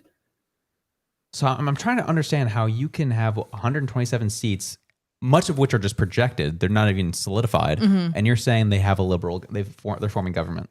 Breaking, CTV News declares Liberal win. Wow. Do you know what would be amazing to watch? I'm glad they're doing this, because what if something just completely flips and it's not what they're declaring it's going to be? How stupid they would all look if that was the case. I hope so. I hope that you see just like an absolute landslide. I don't think that's going to be the case, likelihood, but I would love to see it, honestly. Yeah, so interesting. Yeah. Even up in Edmonton, there's 4 seats there that are still gray. There's like 20 something in Alberta. All the ones around Calgary, all gray. Those are all going to go blue mostly. That's the thing. It'd be different if it was, and I understand, like, obviously, what are we looking at right now? Seats wise, I just had it up and then I exited. 134 Liberal, 89 Conservative. Yeah. I understand how that looks, sure. Math wise, yeah. But there's so many areas that still haven't been counted yet. So I feel like that's a bit of an early call still. Like, I guess they're probably minority territory, I would say. I could get on board with that. Yeah, I would agree. Same. But I guess they're saying Liberal government. And you've got none of BC in that at all. That's every year, baby. Every single election. It is very odd how things work. I guess it'll just be I'm seeing, they're hit minority territory, which is interesting. Well, listen, I mean, in that case, it's been really nice talking to you guys, and I'm taking those chicken wings home, okay? That's it, folks. It's a Liberal win. Peace out. Well, I'm going to go back to what I've been saying. I'm curious, David, I want to bring this back to you. Is what was my prediction tonight was that we would see a Liberal minority win, and they'll take over. and they will get through the next 6 to 8 months. Everyone will see how bad Carney is, and we'll be back at the polls before the year is out. Do you think the same thing? I still think the Conservatives can win. I was projecting it before they would get a minority. Because, I mean, look at what we have here. If you add them up, they may get more seats. But even if that does happen, and say, there's another thing to throw in there. Say if Carney doesn't win his, do they have that one counted yet in Nepean? If he doesn't win that seat, that's ridiculous in itself. Right. You're right. Right? Like the banker, he's not going to stick around. You think he's going to, I think he's going back to Brookfield. Oh yeah. heck yeah. His wife is going back to New York. He's going back to Brookfield where they just moved. This is funny. My friend Greg from the Greg and Tim show just texted me and he said, looks like you guys all have a ton of content going forward. Yeah. Oh yeah. And we're screwed as a country. Frick. Boom. That is if they don't silence us. Yeah. That's the biggest fear right there. Well, I mean, I don't know. Like, obviously, we're going conspiratorial here, but it was a weird thing, David. It was weird that 5 conservative channels all had glitching issues all at the same time earlier tonight. That we all had to end up taking our shows offline for a bit and before we go back on. That is interesting. Yeah. Yeah. That's all live channels? Yeah. Like all at the exact same time. That is Solar flares, obviously. Yeah. Have you seen that movie Signs? It's like the aliens coming. Oh, don't even. That movie scares the bejesus out of me. No, really? It's the freaking creepy little crab people alien scene where he's like, Yeah. I can't. I hate it. I hate that I just did that. Also, that was embarrassing. Gosh. I'm going to stop talking. Oh man. Yeah. So they're right now. Everyone's saying liberal, at least a liberal minority right at this point. So they're projecting. Is that what are our thoughts on that? Roundtable, go. Starting with somebody start talking. No, I think we're still going to get a conservative minority. Really? Yeah. What is making you say that? Because I'm looking at all of Alberta, all of BC. Alberta's counted though at this point. That's a part of the total right now. Yeah. I don't know. I think that we got to wait for BC to come in. There's a lot of BC that's not BC, counted. like, unfortunately though. They only have like 43 ridings. Right. But I'm just thinking if the Liberals stay where they're at, why wouldn't the Bloc and the Conservatives just form government together? They would. Oh, I see what you're saying. Yeah. So they would. Because the Bloc has got 17, don't they? 20. There you go. Oh, BC's coming in right now. They just did Powell River, Aaron Gunn. Oh yeah. There you go. So we'll see where this goes. And we'll see. When BC comes in, it'll be fascinating. But yeah, that we'll see I don't know. I still think we're definitely seeing a liberal minority, regardless. Because I don't think conservatives in the Bloc are going to. I want to show this text, but we can't read it. Okay, sounds good. This is what my cousin just texted me. Oh gosh, are we show and telling? Yeah. Yeah. So I'll. Oh no! I'm curious, what David, where BC will land. You said BC is going to land. You said the Conservatives will land 8 or 9 seats there, 10 seats there. On Vancouver Island, it looks like they'll get 5, and then the rest of BC, except for Vancouver, will go blue.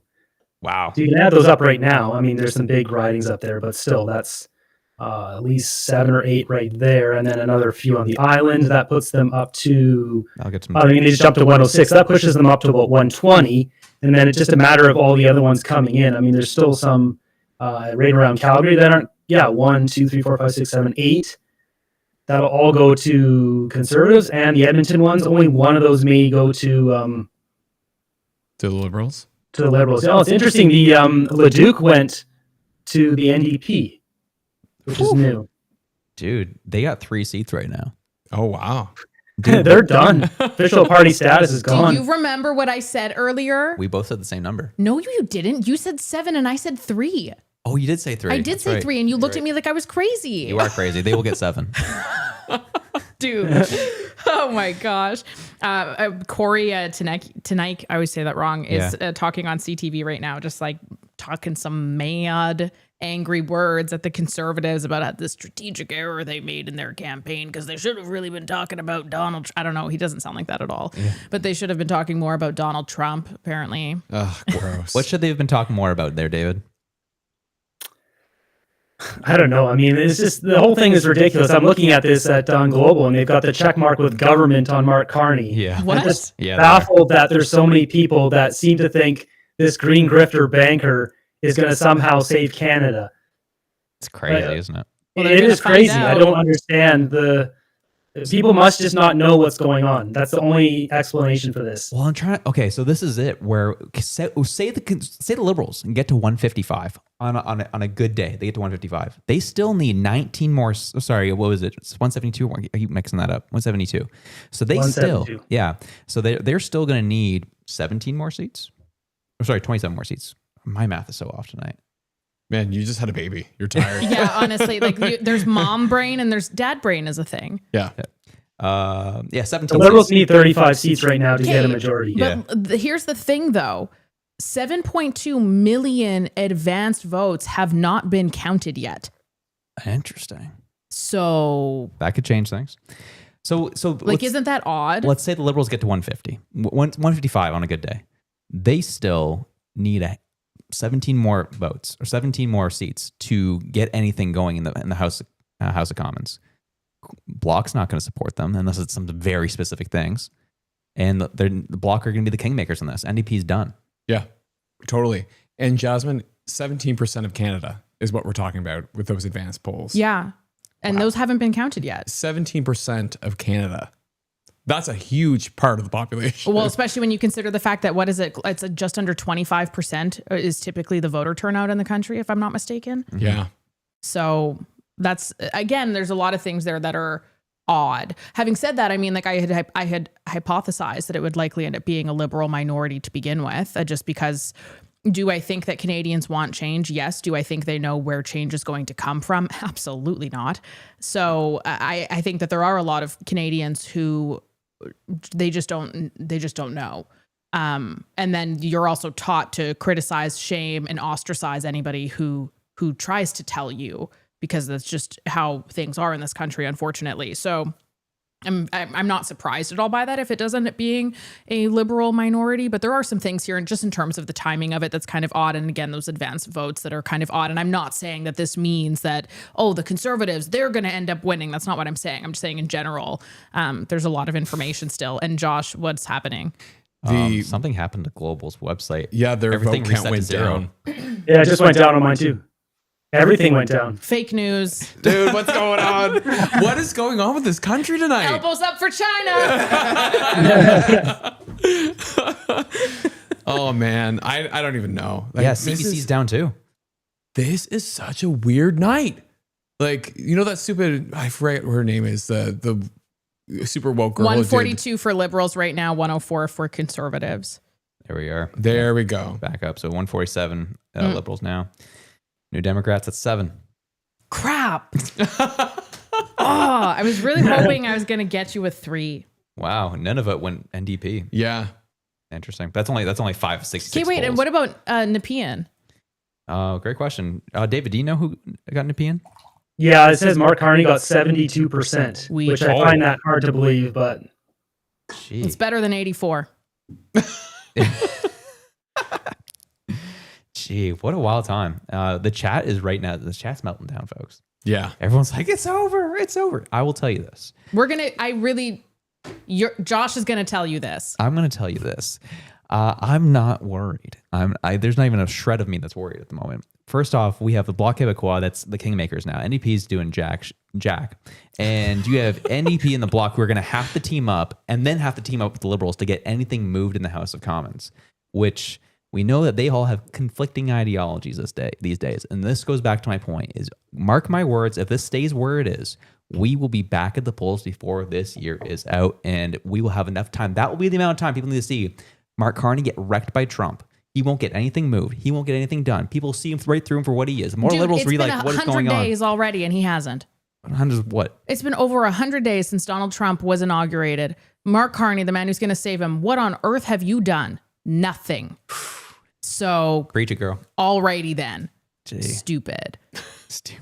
So, But you know what the liberal argument? He hasn't had time to lead yet. yeah, I'm like, You know. let him lead and watch him fall apart. I feel bad. I interrupted and I shouldn't have because you were on a roll. It was really powerful. That was a great empowering. monologue. But that's where I'm at. David, do you agree or disagree with that? Well, I mean, let's just watch Mark Carney go up to Donald Trump with elbows up and see how that works out. yeah. Donald Trump's going to laugh him out of the room. He's like, come back when you put your elbows down. Well, this goes back to my point is the article that came from Mark Carney's big group. Bloomberg? No, down south of the border, nonprofit. Butts is a part of it as well. Oh, I know what you're talking about. Malaysia group.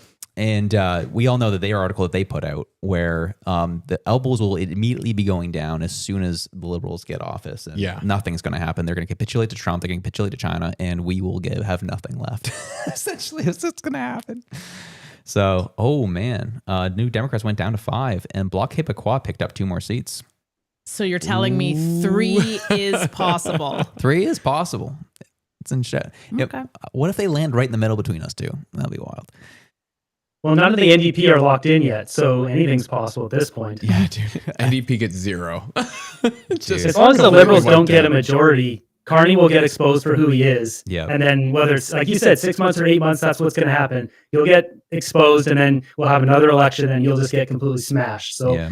What if people shouldn't worry out there, like, whether it's we get the government now or in 6 months from now, we're going to get rid of these fools. Yeah. I 100% couldn't agree more. Well, and I think the frustration obviously will be much, much, much more sound. And the people who perhaps didn't vote this time around will be much more encouraged to actually go out and place those votes. But having said that, I mean, the conservator, that's funny. What am I? Amanda Bynes' manager. Funny joke, conservatorship. Yeah, Britney Spears. Whatever. See more Britney Spears, but whatever. You keep going. You literally sang Britney Spears at karaoke on Saturday. Crap, I forgot about that. But like the conservative vote has always been very dedicated. And this time around, I would say it was exceptionally dedicated. Yeah. So I think that's kind of interesting in terms of, okay, so what happens now? What does that look like? Because I don't believe at all that it's swing voters that would actually change anything for the party at this point. It's people who either need to be found in the bottom of the valley and look around and say, oh crap, I did this to myself and there is hope. And those people actually aren't as scary as I thought they were, who are actually maybe going to jump ship, like Ruby Dalla as an example. Yeah. Other than that though, I'm just kind of curious to know what that's going to look like. Right.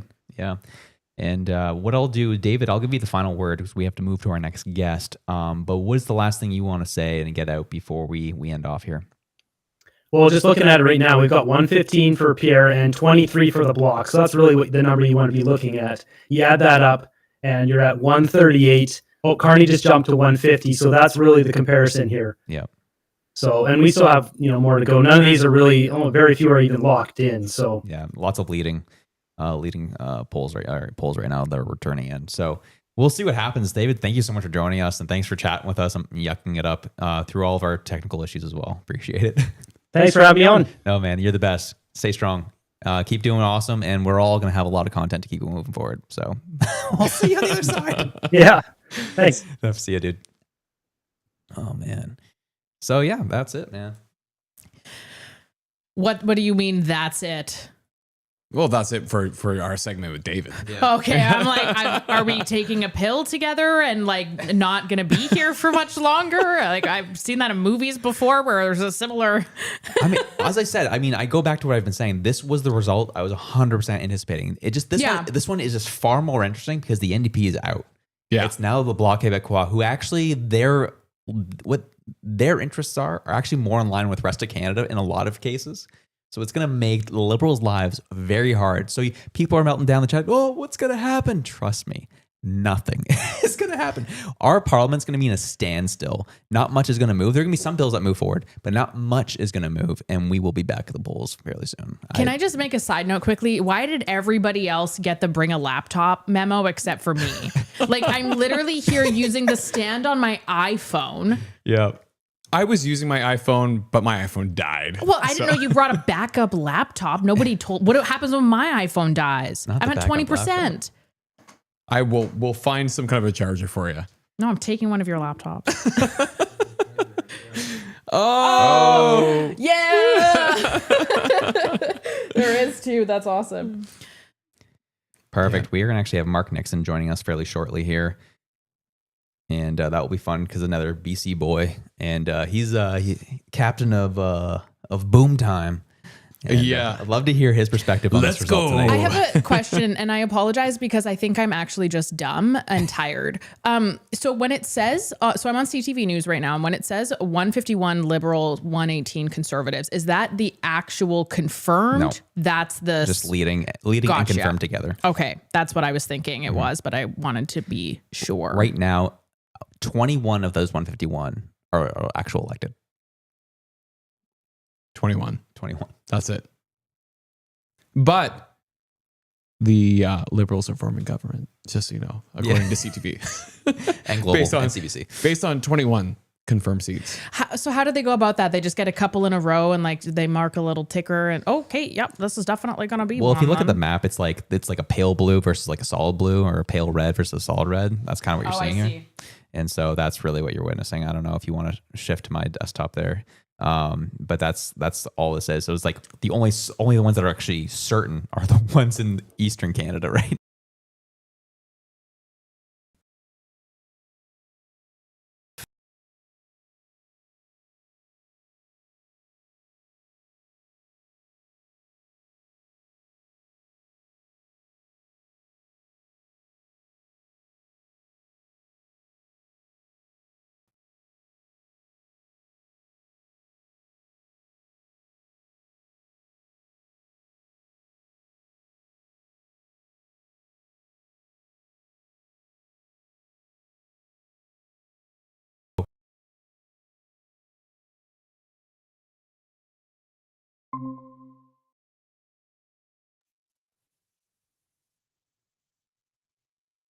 I'm in.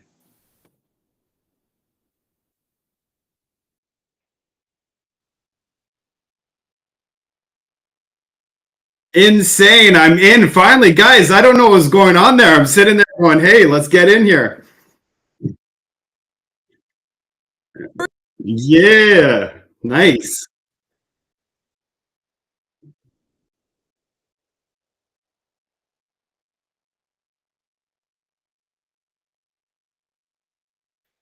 I knew that. I mean, you're looking at the polling numbers for so long, and this elbows up movement really pissed me off, by the way. Like, elbows up. It was one of the worst slogans. Like, it just bothers me. After 10 years of Liberals, and then they come up with this elbows up and then surge in the polls, it almost makes you want to vomit. It's just so bad. And that's the best that they could come up with. And then they have Mike Myers gets paid $54,000. He didn't come for free. He came because he got paid. He's a washed up actor, comes and gets $54,000. We found the receipt, right? And they go elbows up. The one thing that I thought was really funny was in the back of the jersey, it said never 51st state. And then somebody on the internet, I love the internet, by the way, because people go nuts with the memes, and that's what I'm worried about Carney. Like, if you go to the UK, 30 people a day are getting arrested for posting something online. And Mark Carney's like, I want to become more European. And the first thing, one of those press conferences when he said, yeah, there's just so much hate online and it's spewing out onto the streets. You know how scared that made me? And like, I can't imagine this guy getting a full power. It's first thing that they're going to go after is X, because that's kind of the free speech and that's where everybody's communicating. And yeah, it's just terrifying. Anyway, on the meme thing is they did elbows up and never Carney, because they just flipped it around. It was so good. I'm like, yeah, never Carney. Nice. It always backfires with the Liberals. They're like slogans, and everything they do is just so backwards. It just makes it. We don't even need to try with the memes with these people. They're just so easy. Yeah, exactly. Exactly. I've been watching the shows, basically the entire time. David made some good points. I mean, this is what we're hoping for here is there's no majority for the Liberals, right? And then if there's no majority, what's going to be interesting? I can't see Mark Carney with, sitting around with some minority and then sitting in the House of Commons. He's terrible. He can't speak to media. Every second word that he says is a lie. He's not a politician. He's not. He came here. He hasn't been here in 10 years. Why is he here? And you guys should have asked David about his web of companies. And oh my goodness, the amount of work he did there was outstanding. Yeah, he's not here because he wants to save Canada. He's not here because he cares about you. He's here because he's got this green thing. All his money's in this green thing. He's going to tell us we have to go green. No more gas cars. No more this. No more that. These Liberals, what they like to do is they like to tell you what you are going to do next. And they don't give us the freedom to choose. Like, if we are a free society, we're going to be meshing together. We're going to be working together. But if you're telling everybody what to do, it breaks us into pieces. Then we start fighting. Hey, it's just, somebody sent me, what's great about social media, and with me, I'm on all the platforms, YouTube, X, Instagram, TikTok. So what I notice is not everybody's on all the apps. So I get different groups and different perspectives. Somebody sent me a picture of what's the difference between the Liberals and the Conservatives. And this picture summed it up pretty much for me. Was like, there's a lion in a cage at a zoo. That's the Liberals. And then there's a lion that's with the grass and his beautiful blue sky, and it's amazing. One is free to go wherever it wants. But yeah, there's some struggle. You might not be able to find food that day, but wouldn't you want to live a life where you could roam wherever and it's exciting, it's sad, it could be chaotic, but it could be you meet other tribes, you meet other people. And then there's the cage one where you get your meal at 8 a.m., 12 o'clock you get fed, the lights are out at 10, you're stuck in there, the people come and they you're taking photos with you, you're stuck in your cage, you can't meet other tribes, you're captive. You're captive. They'll tell you what electric vehicle you're buying. They'll tell you there's too much meat on your plate because that's methane. They're going to start counting all these carbon credits. So when you reach your amount of meat, you're finished. Isn't that insane? Yeah. So I mean, sorry for scaring everybody. But I also like to have fun and put things into perspective for people.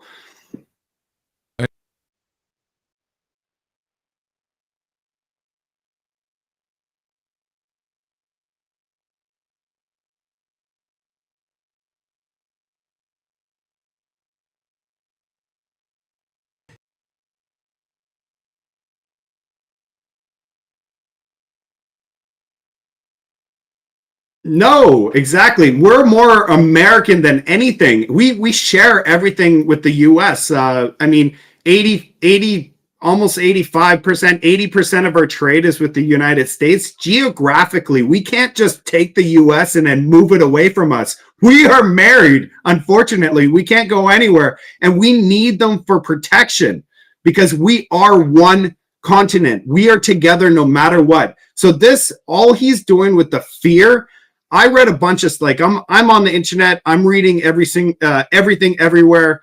And one of the things I saw was Mark Carney, the day after. So today's the election. The day after is going to call Donald Trump and actually do this deal, make a deal. There's no more 51st state threat. What really pissed me off today, guys, was Pierre Poilievre tweeting, basically, go F yourself to Donald Trump. Don't mess with our election. You've done enough damage. Enough's enough. And that tweet, when I checked at 3 o'clock, we're at 7:40 Pacific time right now. it was at like 1.5 million. Yeah. And that's only on X, right? I mean, there's all the other social platforms. So, Canadians are pissed about that because we all know that the elbows up crowd, they're voting because of fear. And then on the other side, the conservatives are voting because of hope. We're hoping for a better future. We're not fearful. We're hopeful. And it's just so disappointing that, we were going for it's been 10 years. What are Canadians thinking? It's 10 years of the same thing. Let's change. Is it going to be better? We don't know, but let's try it because we've had 10 years of the same policies, destruction, printing money, and then now they want to print another $250 billion. Right. That is all inflationary. They have to print that money. We don't have that money. And that's why I make content saying, guys, they've been talking about the primary residence tax for how long now? That they're going to be looking at some way to, if they're not going to go after that, the only thing else. So the tax that they can't, the tax on Canadian citizens that they don't have to approve is printing money. And when they print money, it makes all of the assets go up in value. So all the Canadians out there that wanted to be able to buy a home, even though they're making all of these, these cargo ships and slap together the stuff that they're promising, it's still going to be a $500,000 for a cargo container. It's insane because if you print money, you're devaluing your currency. That's what it is. Well, and we sold all our gold. Yeah, and what's wild here is in Nova Scotia. Like one of my favorite sites here is one of the real estate websites that actually show the value of properties around our province, and things that you would look at and be like, oh, that's $60,000, that's $70,000 are now $220,000, $230,000, $250,000. And I'm looking at this going, there's no way if that burnt down tomorrow that you could rebuild it for like a fraction of that cost. Like it's insane seeing the inflation in our property values and in the price of these assets. And it's exactly what you said. When you keep printing money, what happens is the value of those assets keep going up and the purchasing power of the people keep going down. And I think that honestly, when you look at some of these predatory REITs and different industries that are owned by housing manufacturing organizations that fall under the Brookfield Modular. Yeah, I was going to say the Brookfield family of companies. Like that's exactly what we're talking about. We're seeing, and they're still talking about. They're saying, we'll build you a modular home that you will rent from the government, so that their assets still continue to go up, but the value of your purchasing power, your dollar, continues to go down. And so it's all about moving us. I heard actually somebody say like it's like we're returning to feudalism and fiefdom, where the great king sits on top and owns everything, and everybody else just works to survive and gets the opportunity to live in that area. It's very funny that you say that, because I've been saying this for a long time, that Mark Carney in particular, the Liberal Party of today, is very much not a liberal party. It is very much a neoliberal party bordering on Marxism. Neoliberalism was first introduced primarily in the United States, I would say, is where it really grabbed hold in the 1930s. And then it was implemented in government from the 1960s before it absolutely crashed and burned in the mid 70s. And the reason why it did is because while it sounds so great, we're going to have all these opportunities, everything's going to be so great, and you do have a little bit of a boom, but what it actually does long term, and we've seen this play out in history now, not just in North America, but in other countries as well that adopted neoliberalism, which by all accounts is everything that Mark Carney has presented. It really does create a society of which you're pretty much run by the state and you're run by the oligarchs. And Mark Carney and Brookfield, as an example, very much in that, right? It's the elite of the elite. That is what neoliberalism actually creates. And it's not good. None of it is good, but it's this promise. And, it's really interesting too. I'm getting a little conspiratorial or hypothetical, whatever you want to say now. But when neoliberalism was first introduced in the 1930s, the way of the world back then was not good. And there were a lot of people who were really struggling. There was a lot of famine. There was a lot of poverty. There was a lot of suffering that was happening. So when they presented this idea of how the markets were going to work, this new economy, it was unbelievably appealing. Because it was one thing that was like, oh yeah, that's going to really help us because they're going to start investing in us, right? But the long-term effect didn't work. And I almost see that in today's day and age. And it's so interesting to me as somebody who's studied that at quite a good length as well. A lot of the things that Mark Carney has said, and also even just like when he was born, what he grew up in was really that same period in North America. And it's really interesting to kind of see Canada, we're second last in the OECD. We are last or second last in almost every category in the G7 because our productivity is terrible. Our growth is terrible. Our investment is terrible. All of these things have been really bad. And it's just so fascinating to me to witness a man who is an elite globalist man, self-admittedly, who has this idea for this new economy that's really going to help everybody because, life in Canada's been hard. Our economy's, it's been hard lately. Everything's been really hard. And it just, for me at least, being familiar with that style of governance, it's very interesting to kind of draw the parallels of what life was like when it was first introduced and it was really appealing. And because it was almost viewed as like this easy way out where thank goodness we finally have help. And it did work for a little while until it crashed and burned. And it's crashed and burned in every country that it's ever been applied. And the way that Mark Carney has been speaking to me or to us has very much been that same style. And it's coming after a period of time when we are really hurting. And there's a lot of people who they just want to be saved and they have all of this fear and whatever. So you're going to be the one to save me. But the end result of it is not good. It never has been. And then when you consider the amount of debt that our country already has, people don't think about that, but truly, the Conservatives voted against $10 a day daycare. They didn't vote against that because they hate your kids. They voted against that because it was hidden inside of a bill that had hundreds of thousands of millions of dollars of spending for other things that were completely irrelevant that we could not afford because that's one second, not how I'm going to it works. say something about the childcare. One thing is everything they turned down is not because they're turning down the dumb liberal plan. Mm-hmm. Their plans suck. They're not turning down the daycare. They actually wanted to create 4 or 5 times more daycare spaces because there is no daycare spaces for anyone. So their plan is garbage. They're turning down the plan, they're not turning down it's like your liberal plan is garbage. That's what they're turning down. They want to create more than the liberals. That's why they turn it down. So sorry for interrupting you. No, that's a very worthy interruption because that's something that people miss. Or it's not even that they miss it. They just don't think about it. And that's one thing that has actually really started to drive me crazy about the state of politics in Canada. And I've done so many videos about this. It was something I spoke with as well when I interviewed Polyev and Anna, Pierre and Anna, was because there's so many people who just run with these things. And we're at a point where, for whatever reason, I have many theories as to why this is, but I won't divulge into all of them right now. So many Canadians, we are past the point of questioning things and nobody has very few people have that really serious critical thinking. And it's so much easier to get caught up in the emotional contagion of a plan, of an idea, of an ideology, of a narrative than it is to sit back and say, why?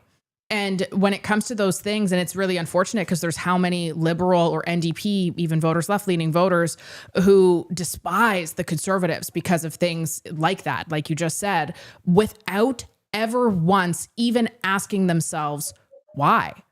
Yeah, and I'm going to jump in there real quick and just say, I think that people just don't feel like they have the brain space or the time or their energy because you've created this liberal government has created an environment where you can't work one job and you can't have, a spouse stay at home. You can't even have a spouse and yourself work one job each. You have to have a side hustle and 3 marketplaces and your, spouse doing an OnlyFans on the side in order just to get by. You know what I mean? It's insane. The amount of people that I know that are oh, how do I get into whatever to make a few extra dollars so that we can afford like just healthy food, like healthy food being a luxury in this country where we have so much wealth, so much opportunity that we should never be in the state. That I think that people are so burnt out, so tired at the end of the day that they only have time for the headlines. And when the headlines are so skewed that what they're reading just makes them feel upset because they don't have the headspace to actually sit down and go,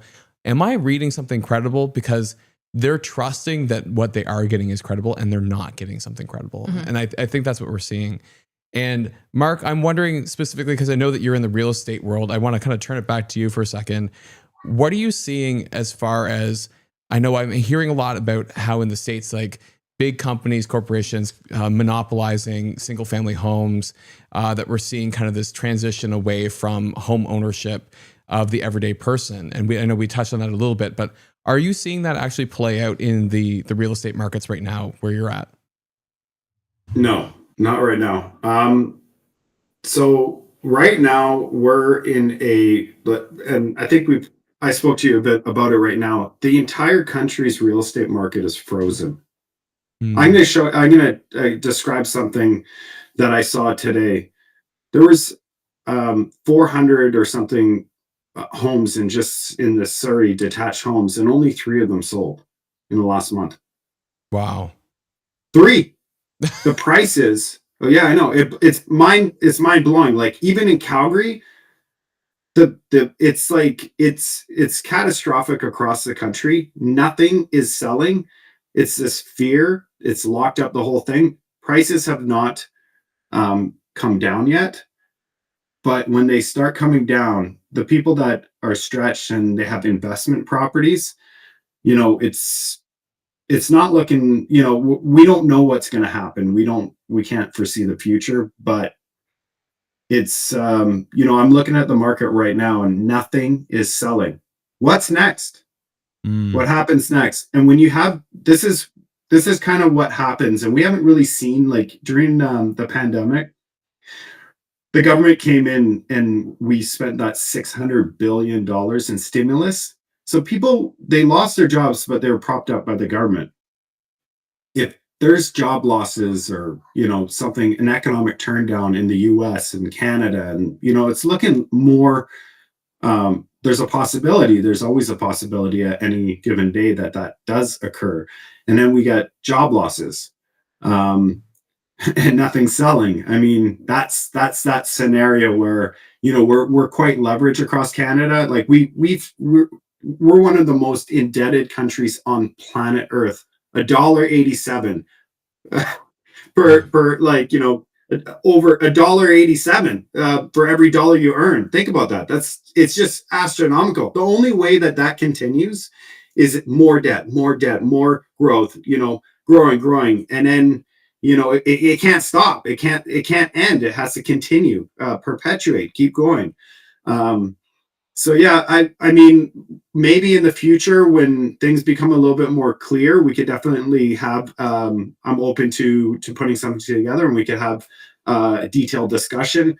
I think that the key topic right now is who's going to win this election, and then what's going to happen with this country. I mean, Alberta, Quebec.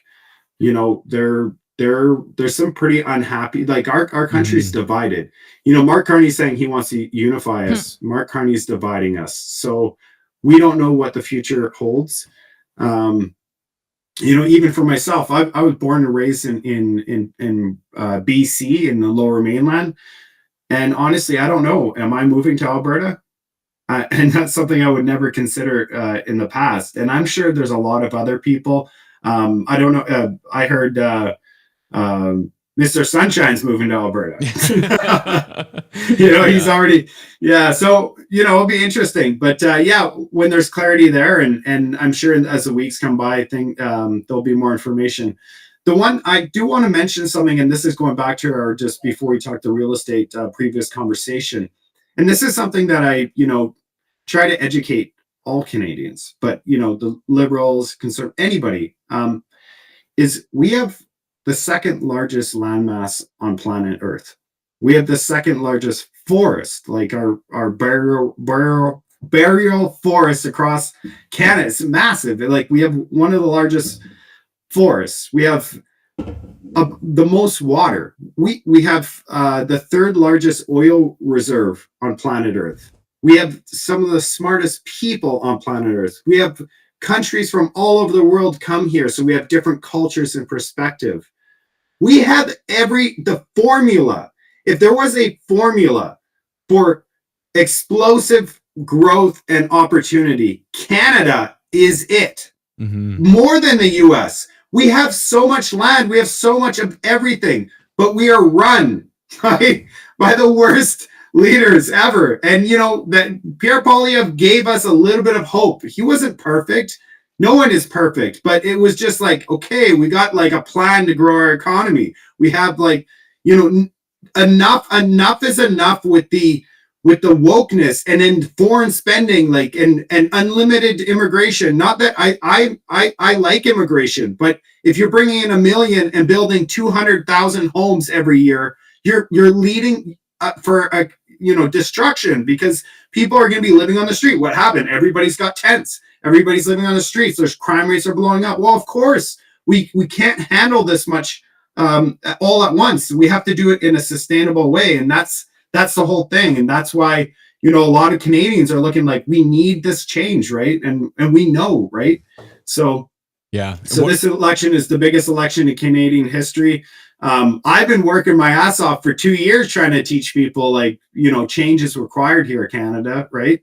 And the people that watch my show or watch any of my content, they know that I'm trying to educate the masses in my own unique way. And I know you guys are doing a great job too, and that's why I really appreciate what you guys are doing, the movement that you guys are doing, and I believe in what you guys are doing. That's why I said yes to come on your show. Mark, I wanted to just kind of jump back quickly to one thing that you said, and it's one of these things that I think that, again, people are too narrow-minded perhaps in how something sounds and makes them feel. But you spoke on immigration there, and I think that it is absolutely silly that anybody really has to go and clarify oh no, I love it, immigration's fine, because at the end of the day, immigration is something that our country was absolutely founded on in so many ways.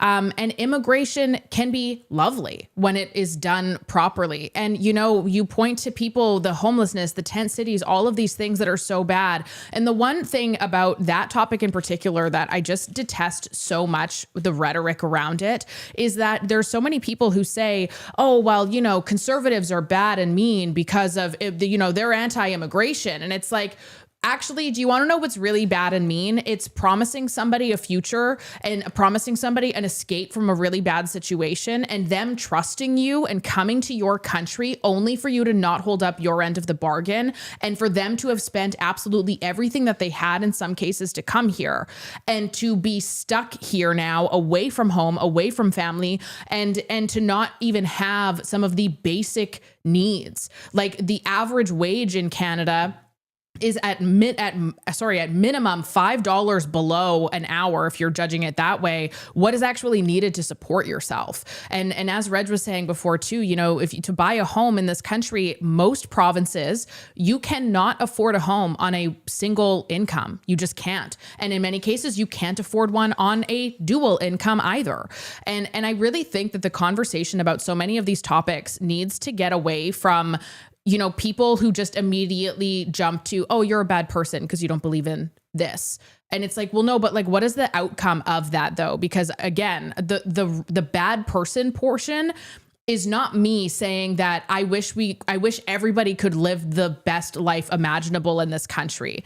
The bad portion is promising somebody that they can do that, knowing that you are going to fail them and you are going to screw them over and you are going to ruin their life, when maybe they could have gone somewhere else that could have managed them better, where they could have had those opportunities. And now you've just got them all caught up in your own system. And I think that right there has been the real failure of the Liberal Party, and all of these promises that they have that sound so pretty on paper, but when you actually break it down, it just has caused nothing but a lot of unnecessary suffering for Canadian citizens, immigrants, students, and everybody alike. And it's just so disappointing the way that those conversations have gone. And in many cases, they've gone in that direction due to an ideological base that's not based in the reality of it. And it's based more so in just shaming somebody for disagreeing with whatever the narrative is.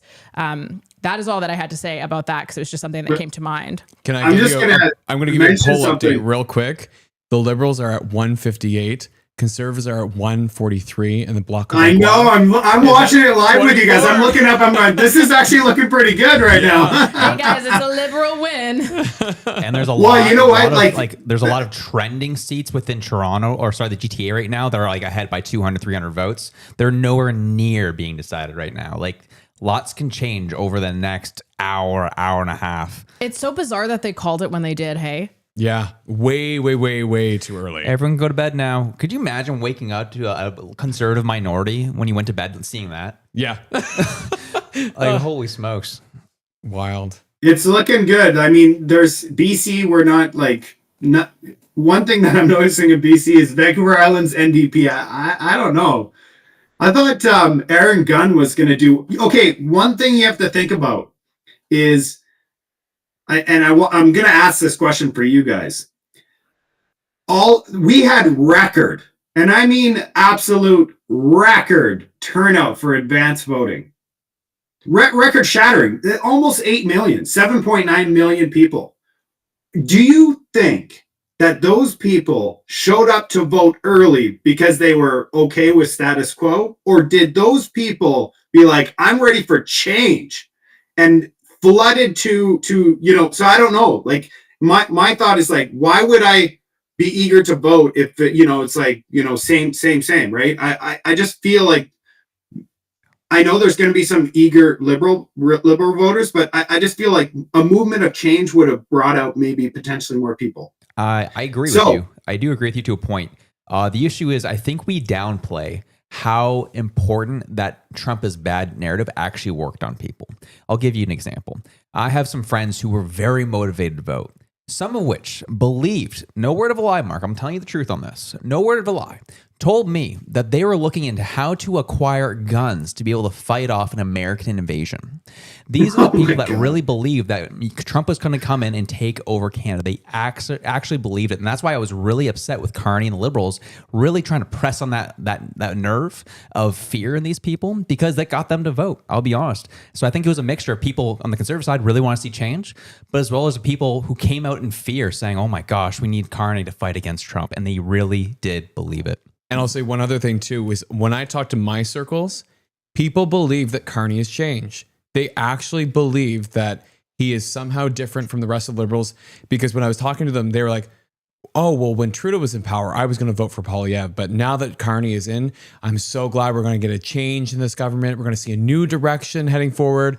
And I'm like, you guys, the front man is different, but the entire people around him is completely different. Also, is the front man different? No, but the front man's been around for 5 years providing economic advice. Exactly. He's not, it's his advice that has got us here. Exactly. But the thing is, though, for them, they're looking at this, they believe that the Liberal Party is completely renewed. It's a new party. I literally had a guy telling me, he's like, well, now that Mark Carney's there, it's like we already had an election and the Liberals already changed.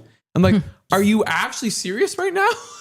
And then the weirdest part is that he was quoting off facts, and he was like, oh, well, wasn't Poilievre like in the Bloc Québécois at some point or something? And I'm like, what? Like, it's just, there's so much confusion out there. Somebody told me today that, and bless him, but somebody told me today that, well, Pierre Poilievre has voted against trans rights. And I'm like, when was there ever a bill about trans rights that Poilievre voted against?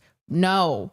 Yeah, it's just this mass hysteria around ridiculous topics that don't even exist right now. Mm-hmm. Like, it's just It's wild. It's pretty interesting because so Jasmin was kind of describing how, her points about, the population and they're against the conservatives. People are forgetting that we are the only, we are the outlets, us, us that are speaking today, right now on this, we are the news for Canadians, because the other news that everybody's watching, CBC, and reading all the newspapers and all that, it's all paid for by the government. We don't get the real story. And guess what? They're so bad. They're so bad. They don't even do their job because I get my bonus. I don't give a shit. There's no reporting and I'll give you a prime example. And this is just breaking news, like from yesterday or whatever, is that, oops, we forgot to ask him, Carney, about the 51st state when he told us that the conversation with Donald Trump, he respected me and Canada's sovereignty, right? Yeah. We didn't think of asking about the 51st state. So it's our fault. They said it's our fault. I honestly, if I could throw something, just throw something and break the TV. I was so angry. I was like, these people are so incompetent and useless. That is not reporting. And then for them to blame themselves and not Carney, it's just so infuriating. And this is a prime example of all of these people saying, oh, they're going to cut your dental care. Oh, they're going to cut your child care. Oh, they're going to axe everything. And they believe it, but it's not real. It's all manufactured. We have lost so much rights and privileges and everything under this government, and our finances are garbage. Wake up. Also, did you we're not doing that good. We don't even have childcare. At least I don't. I can't get a spot. There's a lot of provinces that don't, but thank you for saying that, because I'm sorry, I was interrupting you there to say, did you see that according to letters that were sent out in Ontario, and I received this from dozens of people, like different pictures of the same letter from different people who emailed me saying, you need to talk about this. There was a letter sent out to residents in Ontario from the education board, I don't know, whatever the heck it's called out there, saying that the Liberal government did not extend the childcare program or whatever. Yeah, that's what it said on there. I'm paraphrasing here, but it was saying that there were many of the centers that initially had $10 a day that were going to then be increasing to as much as $22 a day because the Liberals did not guarantee the federal portion of the subsidy. And that was effective when was it? Mid-May, I believe, if I'm not mistaken. It was like May 23rd or something. Yeah, exactly. And it's wild because I am now in a subsidized daycare, but it's not $10 a day. Mm-hmm. We're in the getting to $10 a day daycare. And I will say that it is a whole hell of a lot better than the $1,000 I was spending a month on daycare, but I'm still spending $500 on daycare. And the other part of it, I look at it, I'm like, I wouldn't need a government handout to pay for my daycare if I wasn't paying $50,000 a year in income tax. Yeah. Well, that's the yeah, thing. sure. That's the thing. Yeah. It's really great to rely on the government when you need to. Why do we need to? Exactly. And that's the part that makes me insane. And the other part too that I look at, I'm like, we're beholden to this daycare. And I'm like, no shade to the daycare publicly, but the fact that I got 2 emails last week. The first email being like, hey folks, can you pay us early? I'm going on vacation to Mexico. I'm like, absolutely not. I'm going to pay you when I get paid. The next email that said right after that was, by the way, we're shutting off the heat until the fall, so please dress your child in layers.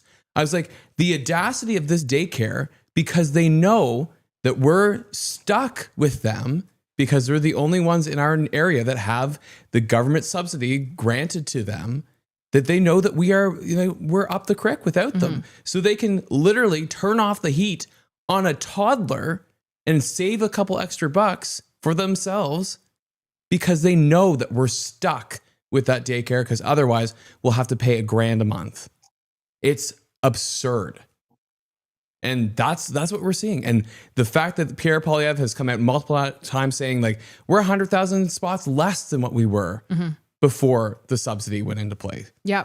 Well, and also waitlists are unreal. I know, again, Ontario waitlists are anywhere. They used to be about 2 years. Now they're anywhere from 4 to 6.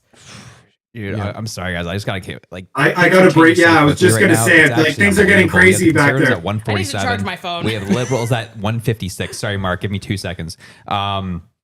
And so it's moving so quickly. We could literally see right now conservatives and liberals having the exact same amount of seats in parliament, and then the deal breaker will be the Bloc Québécois. I love it. I love it. Crazy. block. So if you take a look at, okay, so one of the things that I was watching is in Alberta, if you look at the city centers, both Calgary and Edmonton, they were supposed to go, well, they were battlegrounds. And Liberals actually thought they were going to win the core. If you look at the map right now, I only see two. I see Calgary Center within 400 votes. So it's so tight. It's like right there, a few percent. And then Calgary Confederation is 150 votes right now. And that's the only Liberal in Alberta. Yeah, that's crazy. And then there's one NDP that's NDP's winning by 8 votes. So it's also tight. It all can move so quickly. It's right? looking nice and blue in Alberta. I love Alberta. Well, here's the thing. This is the one thing I'm finding wild is the fact that they could be even in seats. And what I'm hearing now, our chat is reporting this, so this is all alleged, but apparently CTV is officially backtracking on Liberals winning government. But again, though, and I don't want to just roast them, but it's like, well, why? Yeah. Did you do that? Yeah. Why? What was the reasoning behind that? Why did you confidently say that? Mm-hmm. Oh, that is going to be such great content. Oh yeah, dude, we are freaks. Like even if it is even if it is a liberal minority, I did get word from somebody who's actually at the Pierre event tonight, who said that it has officially been declared a liberal minority, but also that was a little while ago, so I don't actually know if that is still accurate. But even if that was the case, it is still something that again just deeply reflects like, well, chill out. Like why? What was the purpose for that? Dude, all I know is if it stays like as it is with 155 liberals, 149 conservatives. Man, Parliament's gonna be wild. Yeah, those would be some good QPs. Mark, I had a question for you as well, and this is kind of irrelevant, I suppose, but it's something that a lot of people have been asking about, things that I've definitely wondered. What is your fear in terms of censorship and things like that if a Carney government was to form? I think the one thing they're gonna do is. Basically, they're going to use a few people as example. That's what they always do. They're going to do like, if you look at the trucker convoy, they picked a handful of people and said, we're going to charge you and put you in jail. Like, it's all about fear with them. They know how to do it. They know how to make fears. So I think what they'll do first, and they're already doing it, by the way, they're already doing it. So, and the reason I know that is on my different social media platforms, for example, TikTok, once I reached 100,000 a year ago, now I'm close to 200,000. When I reached 100,000, my reach became so large that honestly, so when I speak, I'm 70% cut down. Like I only speak about 30% of my thought. And often I don't even say words. I say, can you just imagine? I can't finish my sentence, even though I want to. I wish it was full free. We don't have free speech. No. Otherwise, I would be able to say whatever. I have to tone it down. And even at 30%, from 100% down to 30%, I often have videos that get flagged or taken down. And I have to dispute saying, I didn't say anything wrong. My video is fine. And then, oh, yeah, you're right. Because I put out good content and I'm careful of what I say. I say it in a professional way. Maybe it's not mainstream media approved because what they're providing us is fake news. It's factual. I provide data sets. I provide real stuff. You have the receipts. And I have the receipts, but they don't like the receipts, right? When you show, and often when I have people come onto my page, some liberals or different people, different perspectives, they come into the comment section. They never dispute what I said. It's so funny. They just try to discredit me. Yeah. Oh, they'll never discredit the information. I don't get that many people actually come on and say any, most people are respectful. What I actually notice is if somebody says something, then there's an army of people that go, yeah, beat it. Yeah. Beat it, bot, or, so. Yeah, you don't have to do but it. yeah, Yeah, so we're already seeing, the algorithms, and they're not. What was interesting is I'm noticing that some other content creators were, left leaning. They get 1 million views, and I'm like, that content was not very good. And then somebody else that has a different point of view, maybe center or right, amazing piece of content where it's like I'm pressing share, I'm pressing like, and I know everybody else is, but it's not getting pushed anywhere. It's just dying. It's not going anywhere. So they're already playing with the algorithms.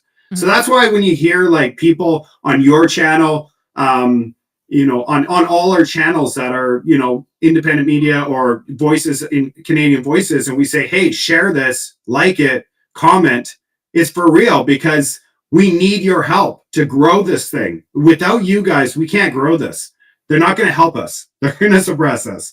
And so they're already doing that. And then the people that are really on the edge and poking real hard, those people, I believe they're going to go after. They'll probably go after their money source. That's the first thing they'll go after.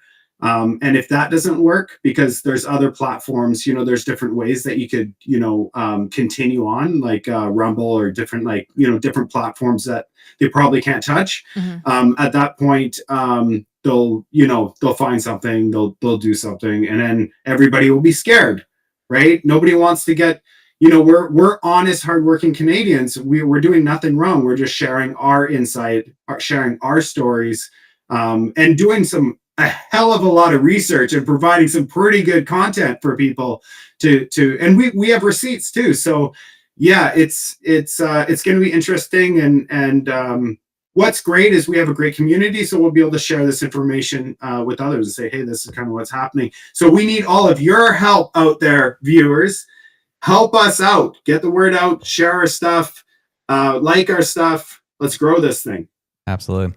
Yeah, I think that's we actually have another guest waiting for us, Mark. But okay, yeah, no problem. Thank you so much for coming on. Jasmine's gonna have one last question, but I just want to let you know that I think you're amazing. You're the bomb. I love what you do, and I love the energy you bring to it. So thank you so much for coming on, Jasmine. Last question. I don't have a question. I just wanted to say I am a super huge fan. So thank you so much for chatting with us. It was like truly such a pleasure to get to know you a little bit better and pick your brain. Very well spoken and everything. So thank you. Well, you guys are all stars too, so it's all around. Thank you very much for having me, and I'm going to keep watching, so I'll be in the comments section. Perfect. Thank you so much, Mark. You're the man, and you were as much part of this as any of us, and I just love to get that we get to do this all together. You're awesome. Hey, and by the way, 156, 149. Woo! Yeah! Let's do this, Canada. Let's go. Let's go. All right. Update, Mark. Update. 154 Liberals, 151 Conservatives. Oh, yeah. Let's go, Canada. Let's go. That's what I'm saying. It's not over yet. It's not over. Let's go. All righty. All right. Thanks, guys. Thank you, Mark. You're the man. Yeah, bye. Bye. Dude, this is crazy what's happening right now. I just want to know why. Like, sorry, I hit that. Why did they call it? 2 hours ago. Yeah. It's quite frankly, like, I'm not gonna lie, even myself reading that, I was like, we were talking here, I was like, yeah, I guess that's what it's gonna be, I guess, like, if that's how it's gonna go. And then, and you think about how many people, especially on the East Coast, are it's like, well, all right, we got a liberal government, and I guess I'm going to bed. And they're gonna wake up tomorrow to something drastically different. They're gonna find out, say the Liberals have a minority government by 1 seat over the Conservatives, but they're going to do nothing because the Bloc actually aligned more with the Conservatives than they did the Liberals. And it's going to be, and the best part about it, if that happens, Mark has that 1 seat over the Conservatives, he's going to get all the press for everything that the Conservatives and Bloc pass in Parliament. Yeah. and the low IQ voters are going to be like, the heck, I thought this guy was going to bring change. Yeah. Oh, he smokes. This is one of probably the most interesting elections I'll admit I've ever seen in my 154 life. to 152 now. Gee. Like, my friend is going to be really sad because she texted me a little bit earlier and said, because I paint on the side. A lot of people know that I paint, and I've been working on a painting for her for literally months. Yeah. And it was supposed to be done a long time ago, but then I got caught up in the election, and I'm like, girl, I'm just really busy right now. Like, I literally don't have time to finish your painting. And she texted me earlier. She said, maybe you'll have time to finish my painting now. If the Liberals win, I don't know, like, you'll get canceled. You can finally do it. Geez. Well, sorry, girl. It's not coming. Gee, that is wild. I think the one thing people are talking about too, I want people to keep an eye out. Brandon, could you send back to my screen again? People are talking right now that Pierre is losing by about 200 votes in his riding. But the problem is, think about it, folks. Only look at that top left corner number here. 266 polls are reporting right now. Yeah. Oh, lots of gosh. time. Nothing's happening here, folks. All right, there's nothing. Well, and not to mention his projection to win was 96% yesterday. Yeah. So and even so, like I know we were roasting Sean Fraser earlier. He's now winning in his riding. So why did you have to tell me that? I'm just telling people like things change. By how much? Let's look. He's winning by pretty much. He's winning by 3,032. Sorry, that's another one. He's winning by 1,900 votes. Gosh, now somebody's gonna clip that earlier. I was so excited. Oh yeah. Why? Everyone's gonna clip he us. He just wants to be with his family. Honestly, Canada, this is rude of you. Why are you taking this man away from his family? He told Canada? you he wanted to be with his family. Gee. Holy smokes. God, I hate that guy. Think of the children. Think of the children. Oh, he's jumping. Yeah, that's it is fascinating. I feel the one person I feel the most bad for right now is Jasmin Brendan, saying. our producer. That too. I was like, yeah, well, we'll go until this thing kind of ends, but we're realizing this thing's just going tonight. This thing's going. I just got a text from Polyev headquarters. We are so back. 3-seat difference right now. All right, folks. We have another visitor joining us. Portuguese Pie, Mike Madero. How you feeling, big dog? How are you holding up? Are you watching this election results, and how are you feeling about them? Can you guys hear me? Yep. Perfect. Can you guys see me? Yes. Nope. Well, we technically our viewers can. We can't. We're just looking at camera lenses right now. Oh, okay. Yeah. Perfect. Well, first off, thank you guys so much for having me on. Appreciate I it. swear, I was so scared you were going to say, how many fingers am I holding up? I was like, oh my gosh. No. Yeah, I just been following along with you guys. Every other stream, like you've mentioned at the start, has been just crashing. So Yeah. That was just been crazy. trying to keep on track with you guys. Mm-hmm. Well, I'm glad that you've been following us. I appreciate it. It's funny, these seats are going up and down, but the margin keeps shrinking little by little. So we just heard, what was it, 154 to 152 was? Now it's back to 156 to 149. But the fact that seat margin is shrinking every time, that's the largest it's getting, is even getting smaller every time. So I think that is fascinating. It's encouraging because you look at this and you go, okay, the CBC and CTV and everybody else was like, oh, easy liberal win. And now we're like, is it? Oh, So yeah. Mike, sorry, I actually don't even, where are you based out of? So I'm in Ontario, obviously, but I'm in Oshawa. That's where I live. The dirty Okay. schwa. Yeah. Let's go. I'm fairly new to the Schwa. I've only been here for like 4 years. So basically, when the pandemic hit, that's when my wife and I got a house. yeah. And so where were you coming from before that? I was in Toronto then. Oh, okay. Yeah, my wife's from Toronto. So we love pulling people out of Toronto because it's just crazy how affordable there. I got to ask, how are you feeling about just kind of this big switch that we have right now? I mean, I just refreshed it, and it's literally Liberals have 94 elected, Conservatives are at 91 elected. What's your gut telling you? I mean, obviously, I'm voting for Pierre, and this is. It's gotta go the way that we need. Like a conservative minority is basically useless. I know we have the power with the bloc if they do decide to pitch in, but it just has to be a majority.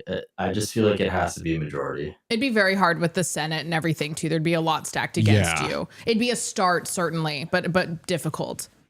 And like that's the thing, right? I mean, with the Senate, what is it, 103 senators that the Liberals have put into place, like, and just more that are conservative that are planning on retiring soon, that they're worried about being replaced again with more Liberal senators. So you're going to be fighting the Senate, you're going to be fighting the judiciary, and then if you don't have that power in the House, it's going to be really, really hard to pass things unless you use things like non-withstanding clauses and emergency powers and things like that to actually move things through, because otherwise you're going to be fighting such a huge uphill battle against those two other branches of government that have frankly been stacked by the previous government. No, I'm sure like you guys, you're probably the politic nerds of your groups, of your friends. True. Yeah, so I've been just getting flooded with messages from my friends. What do you think's gonna happen? Who do you think's gonna win? Somebody just spam me the crying emoji because they're looking at the numbers. It's just like, hold on, folks. The night is not over. But yeah, people very much are very concerned with this election right now. For sure. Well, it's one of those things like if you're a liberal voter, you're not loving this. If you're a conservative voter, you're not loving this. Like, it's just one of those things where nobody is happy. Like, this is the election of discontent, honestly. So that goes to signal just like the great divide, though. Exactly. And why was that divide made? So that the ruler could continue to rule, and proven by the fact that the liberals under Mark Carney pretty much just took everything that the conservatives were doing and said, that's a great idea. We're going to do it too. And decided to take all of the credit for it while still saying, oh, but that guy, yeah, we may have cheated on his homework, but he's still a bully, I tell you. Yeah. Yeah, and the fact that they kept complaining, oh, Pierre's had 2 to 3 years, he's been asking for this election, yet he comes out with his platform so late. It's like, why do you think that was the case? Yeah, well, it's almost every year, we have prime too. example of how many times they kept taking things from him. Yeah, and the problem is, like, I look at it and I hear Canadians when they say, well, if we get the policies that are going to benefit us, does it really matter which party it comes from? And to that I say, 100%, because the policy might be a good policy, but it's how it's enacted, who's doing it. Like, that's the part that matters, because that with Pierre, like, he's trying to strip away power from the federal government and give it back to the people and say, we're getting out of building you houses. You can build your own if we just take some of the legislation away and make it easier for you to do for yourself. Whereas Carney's like, whoa, we've got to put more legislation on, create more bodies, regulate this even harder so that there's no possible way you can do it for yourself except through me. So that's the part where I'm looking at this. It's like, yeah, they both have a policy where they want to build, 100,000 more homes per year. But it's how is this going to be done is the question. Like, when we look at dental care and the way that they've kind of put that through, and Sun Life getting a stupid amount of money from that policy, and the conservatives saying, we don't want to get rid of dental care. We just want to make it make sense. It can't be top down. I think that's probably their biggest thing, is the liberals and with the NDP coalition have all voted for and passed and approved all of these things that are top down, one size fits all. That's not how life works. In fact, if you ever buy a one size fits all, chances are it's not going to fit you in a couple of years. Like, or even now, it looks awful frumpy. Yeah, I've been hearing a lot of that as well. They keep saying like they like Pierre's policies, but they don't like Pierre. So it's like the policies they like, but they like Mark Carney kind of implementing them. But I'm like, he wouldn't implement them the same. He would just pick and choose what he wants. But his whole platform is just complete chaos. Yeah, I mean, Lisa Raitt, that's exactly what Lisa Raitt said when she was visiting Atlantic Canada and then in parts of Ontario, was like, that's what she was hearing when door knocking, where people are like, I love the conservative platform, but I just don't like Poilievre, but I like Mark Carney. I just hate the liberal platform. And it's just like, that's just what people were people are going off the vibes a lot, unfortunately, but that's just what people are going off of here. Well, and I also think too, like, people are looking at this, it's the resume thing too, right? People are going, oh, he's been to Harvard, he's been to Oxford, he's had these very prestigious roles, which I've already said on the show before. Like, they just recycle people in those high level positions. Like, they have a pool of executives that they just move around. Like, we saw it happen in Nova Scotia, where the head of the Port Authority became the head of the Health Authority because she's in that elite pool of candidates. They just move around. And so with Mark Carney, same thing. He shook all the right hands, kissed all the right babies, got to a level where he could actually be in this pool of elites that they just move around to these like ceremonial positions where you don't really have to know a whole hell of a lot. You just have to be able to talk the talk, walk the walk, and shake hands with the right people.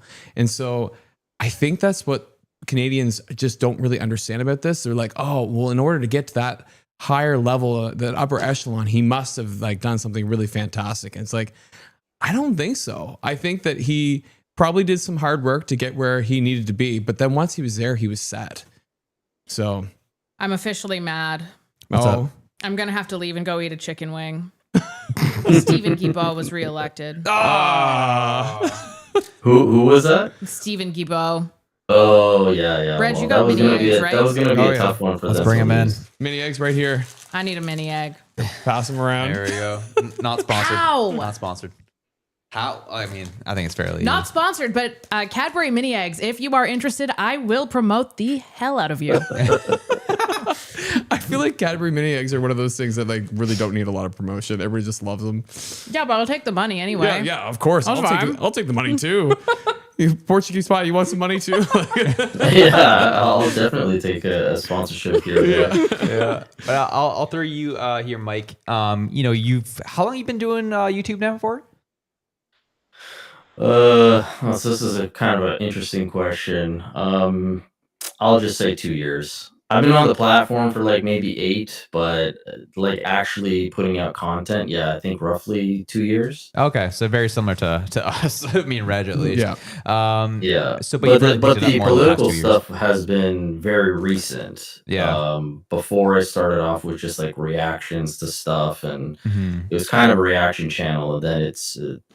My wife was watching a lot of Question Period, and every day I'd come home and I'd see her watching this. I'm like, what is so interesting about this? And then I started just getting involved, and now she's completely out of it. And I've just like, I'm the guy in the family now that is just all about the politics. So That's fair.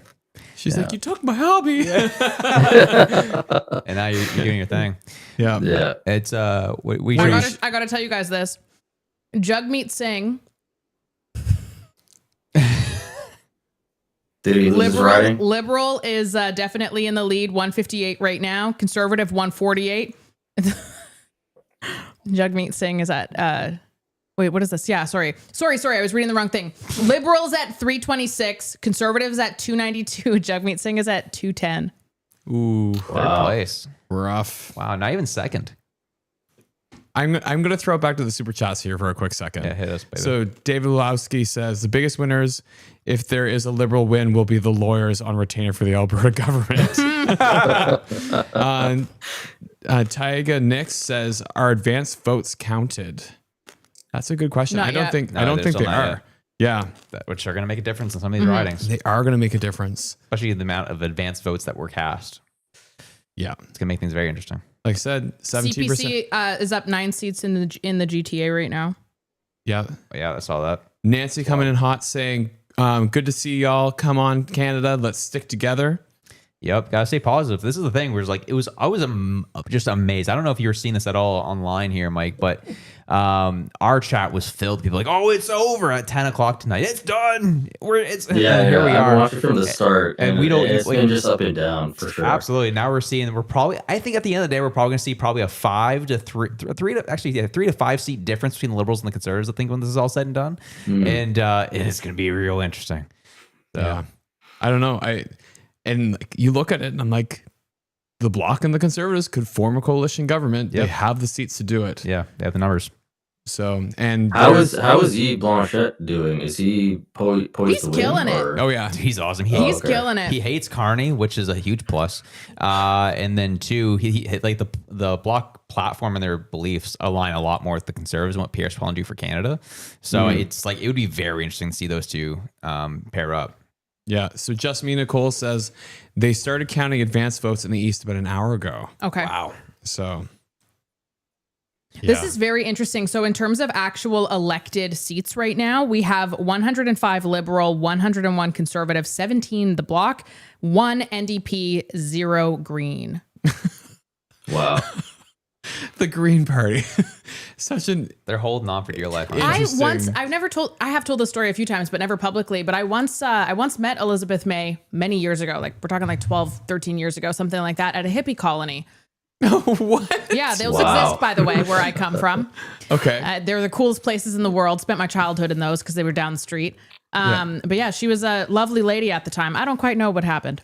I don't know. I've seen some of her comments after she's had a few drinks, and it's not a good scene. So I don't know if the stress of Ottawa has gotten to her, but Okay, also, didn't she announced that she was stepping down months ago, right? And then they had her replacement. I'm just very confused about all of that to begin with. That's a non-issue. That's just my own head speaking at the moment. But yeah, very interesting to see how all of this is turning out today.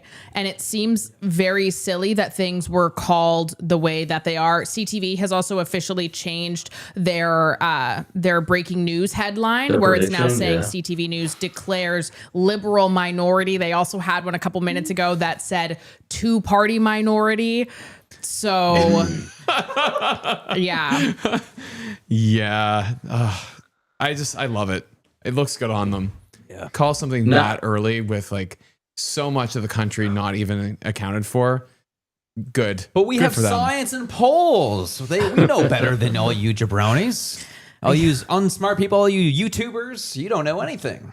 Yeah. Yeah, this is why we're here. I had a question for you guys. Why do you think Atlantic Canada votes Liberal a lot of the times? I'll let Reg answer that one. That was a great pass. I know. He knows the history a lot better. As the Atlantic Canadian here. So I think what you're seeing here is that Atlantic Canadians do rely a lot on the federal government. I think that there's a lot of candidates here that are well liked and well known in the community that are in the Liberal Party. Honestly, like I know that the folks in my riding and in ridings adjacent to mine that were Liberal did a really good job connecting with community. So there's like a local bakery by where I live that's like really good for doing outreach in the community. They do a lot of charity work. The Liberal candidate was the first one over there to go talk to them, and everybody saw that. And I had said to the Conservative candidate, I said, listen, you got to go talk to them. And he's like, oh, okay. Yeah, for sure. And then I was also like, do you know about this nonprofit? And he's like, no. I was like, you need to talk to them. They are responsible for a large swath of my riding. And it feels like the Conservative candidates just weren't getting into community. Now I say that, and you look at Rick Perkins' riding, and Rick is like excellent at being in community. And so I'm not quite sure what happened in his riding. I don't know if it's completely called. I think it is called for his opponent. Yeah, I think I saw somebody in your chat say that he lost his seat. He did, yeah. Oh, okay. So Terrible. yeah, that one's a shame. Yeah. And, Because I always love him in the House. He's a great speaker. In committees, he's amazing. I loved him on your guys' podcast that he came and he did that interview with you guys. yeah. No, he's a go-getter. So I'm kind of surprised that happened in that riding. Lost by close to 5,000 votes. 5,000 votes. Wow. Okay. That's insane. People were running scared in that riding. Yeah. Maybe that means he has time to be my full-time best friend now. I truly do. I absolutely adore Rick Perkins. He is a very lovely gentleman. Oh, yeah. Again, I'm not going to put a whole lot of stock in it. It is still interesting, though. Liberals are now at 163 to Conservatives 146. Is that... The Conservatives keep leading and elected together. Again, not putting a lot of stock in it, just interesting. Because with that number, they aren't, but if they were to stay the same, NDP and Liberals could have another minority government. Dude. Oh my God. Don't even talk to me. Like that would be traumatize rough, us like that. Don't worry, Jugmeat won't be leading. So, that is outrageous, isn't it? We'll give him some space to think about if he wants to continue leading the party, even though we've had what was it, a 30,000 signature. What's the word I'm looking for? 26,000 signature to oust him. Yeah, that's it. And they said, but like what? Like, so if you're petition. just tuning That's in by crazy chance and there. missed it, it was something that we talked about earlier on the show today, where it was the campaign manager for the NDP who declared that whether or not Jagmeet Singh loses his seat, he will not be going anywhere, and they are going to let him take his time because they just respect and admire him so very much. Yeah, Julia coming in and saying Carlton is worrying me. we talked about that. You're only seeing such a small portion of the polls actually reporting in that riding. And that's probably honestly because the stupid longest vote crap that makes the it so hard to candidates, tally those votes. These titles are just awful. Carney's liberals beat conservatives. CTV News declares. Who's that one? This is from CTV. Oh, that was the. Oh, really? Oh, wow. They're becoming YouTubers every day. That's funny. That was funny. There you go. Thank you. I appreciate it. Gee, that's fascinating. I heard that I think Michelle Ferrari was having a rough time in her riding as well. I was in Peterborough the other day and I live streamed that rally with Pierre, and it was a pretty good turnout. And there was actually only one protest, I guess, heckler that was across from where the rally was in favor of the Liberal candidate. So it didn't look like she had that much support, but apparently Michelle's in a bit of a tough pickle there. What's it looking like, Josh? Yeah, Michelle's second place behind by about 7,000 votes. Wow. How much of the polls are reporting in that one? 282 of 308. How many people because so far I've seen quite a few of liberal candidates who I very much thought were going to lose their ridings that haven't. So it's really interesting to me that there's been a couple really strong ones on the conservative front that are really, really loyal, good members to the party by all accounts, who are at risk of or have lost their ridings versus the liberals. It's like all of these like awful people, and not awful from my own bias. Like you've had awful policies that have had terrible results for your community, that are like winning. And I'm just Darren Fisher. I'm just surprised by that. Yeah, it comes back down to what we were talking about with Mark Nixon. Like fear apparently was a huge motivator when we see these voting results, right? People legitimately believe Trump is going to do something to him. Well, there's like well-known psychological experiments on the fact that human beings will, risk more to keep what they have than they will to actually gain something. It's like they fear losing something so much more than the possibility of getting something better. And I think we're seeing that play out in real time, where people are so worried about, the possibility of us becoming the 51st Well, state. remember what happened in 2021? Yeah, exactly. We had another fear, liberals won. This year, another fear, liberals won. Right? Well, like it works. Sure, I understand it. There's probably more behind that as well, but it's like I said before, like the liberals were searching for their big bad. Like they thought that they were going to make it out of Diagolon. They thought they were going to make it out of Pierre. They couldn't make it out of those two characters. And then when Donald Trump steps on the scene, they're like, that's it. We got our big bad. Perfect. What are all of your predictions in terms of so liberal minority, Donald Trump? What does that look like to you? Because that'll be the number one priority, right? Yeah. So what's the prediction? I think capitulation will happen to a degree. I forget what that word means. It means that he's going to give in to all the demands because we literally can't do anything about it. You're the only person I've ever met who uses that word. Capitulate? And both times you've used it now, I've had to ask for a clarification because I keep forgetting what it means. Friend. Thank you. Chrystia Freeland also uses that word. Does she? Oh, that's where I learned it from, actually. Oh, no. Let me be clear. The capitulation. Yeah. But I think that's what's going to happen. the nation. Because like if you look at any But what does that mean? economist, What does that look like? It means that they're going to essentially negotiate USMCA. They're going to give into all of Donald Trump's demands. What's going to happen? The only thing that they will protect is like the agricultural sector, like our dairy and stuff like that. Dairy that will will be be a big protected. But I think they will. They're going to protect our agriculture sector. What about the 100% Chinese tariffs? Oh, don't talk about They China. don't care about that. No, we don't know. No China here. Elbows up for China. Yeah, yeah. Let's go. So that's kind of what I think we'll see there. But like, I think there will be some given on our banking sector. I think there could be something happen there. I don't think so. I think the banking sector won't be touched. I don't think they're going to have a choice. You don't think? No. Okay, but again, elaborate more. Yeah.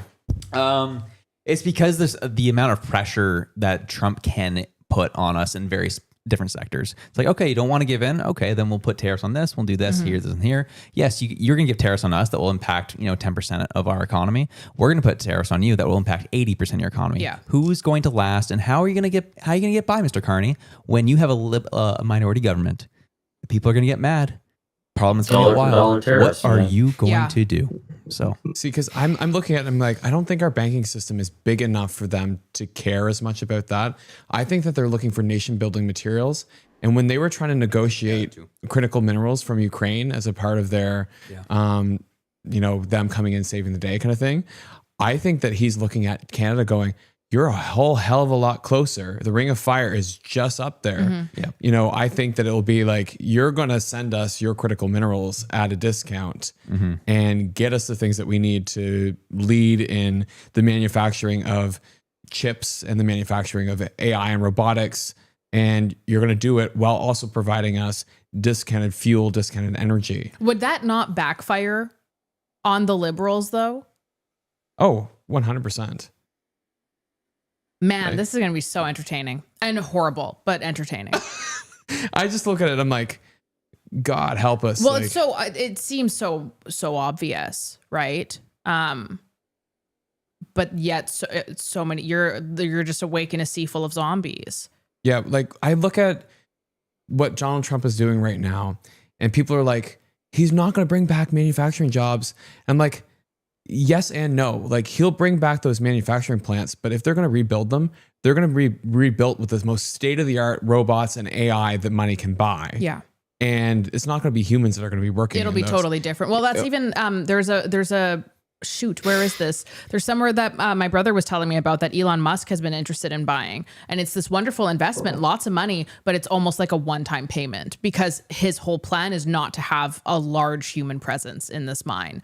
And obviously the public, due to, TDS, is quite upset about the fact that Elon Musk is interested in trying to get it all canceled. But for sure. We have a super chat coming from the Kavraka podcast. Kashal says, look at the 905 area, Josh. I told you the CPC was mismanaging it and is going to bite them in the ass. And so that's what I'm kind of looking at right now. And yeah, there was a lot of opportunity for them to really go after the 905 area, especially with the Sikh and Hindu stuff that was going on. They would have actually been able to turn out the Hindu community in a huge way. And the Hindu community did not come out because they did not feel protected by the Conservative Party.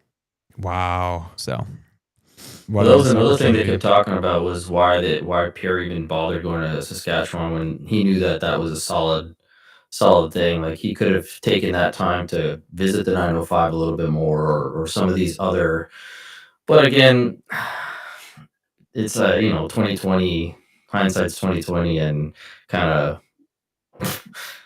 Yeah. With some of these diaspora communities, the camera's on me, right? Just make sure this one stays on me for this part. The Khalistan issue has been a very significant problem within the Sikh and Hindu communities. No party's even touching it. That was an opportunity for the Conservative Party to actually wedge in there and actually steal some of the 905 ridings, and they wouldn't. They decided to not. And there was some shadiness going on, especially in, I think it was Abbotsford in BC, where there was some shadiness happening in the Conservative Party and how they're dealing with candidates and how they were selecting their candidates.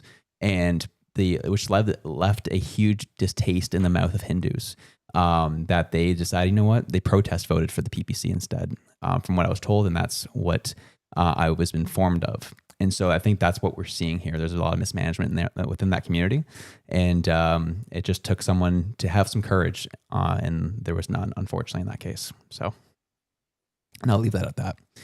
Unless, Mike, you have something to say about that.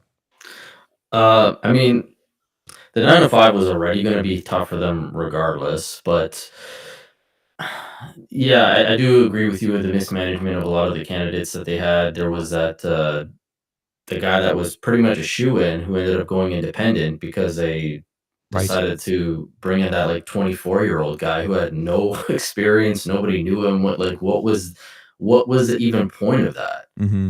And they just basically shot themselves in the foot with a lot of these other candidates. You had a lot of coverage of these people that thought they were a shoo-in, kind of like a Ruby Dalla situation where they thought they were going to happen and then just kind of pulled right out of the rug got pulled right out of them.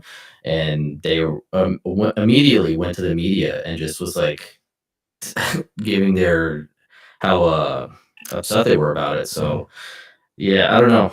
A bit of misstep for sure. For sure. Yeah. So, I'm sure that's the thing is like both sides, especially, some liberals will celebrate if they end up kind of pulling out some version of a minority government, but it also isn't going to be what they want. Like at this point, a minority government for the liberals, if they kind of go sub 160 seats, is not a win for them. Yeah. That is a win for the conservatives. And so regardless, both sides are going to be like, oh, we could have done this better. We could have done that better. We'll see what happens. I don't think Poilievre's going anywhere. I think he'll stay on and move forward, and I think we will. I'm still very strong, very bullish on us seeing another election before the year's out. I think as well, Poilievre, I know that traditionally speaking, if you don't win, there is an internal leadership race. That's just how things go. Having said that, I think when it comes to popular vote, when it comes to the base, when it comes to all of those things, Pierre Poilievre was above and beyond. And so, just a few months ago, in terms of popular vote, and yes, there were a lot of factors into there, he was sitting at, what was it, like 42%? It was outrageously high. It was amazing. And the reason why that dropped wasn't because of Poilievre. It was due to these external factors of things that came in and changed, and other parties being like, oh, we can really use this to our advantage. Typical political strategy and games there, right? So I have a very hard time believing that, especially with a minority government from the Liberals, when you have the Bloc and you have the CPC, I have a very hard time believing that Poilievre would actually step down as a leader. By all accounts, it seems that he has a lot of support from his base, and it's possible to get back there again. And there's also a lot of support from other people like the Bloc who just they're tired of this. Yeah, but the problem is that your establishment Tories and your red Tories, they don't like Poilievre. So I think that there might be a bit of a struggle. Like who? Internally. Sorry, I'm not familiar with that. Obviously, the red ones I'm familiar with, but in terms of that, like, are you referring to? So I don't want to give away any sources. Can you just give us a rhyme, like the name that rhymes with?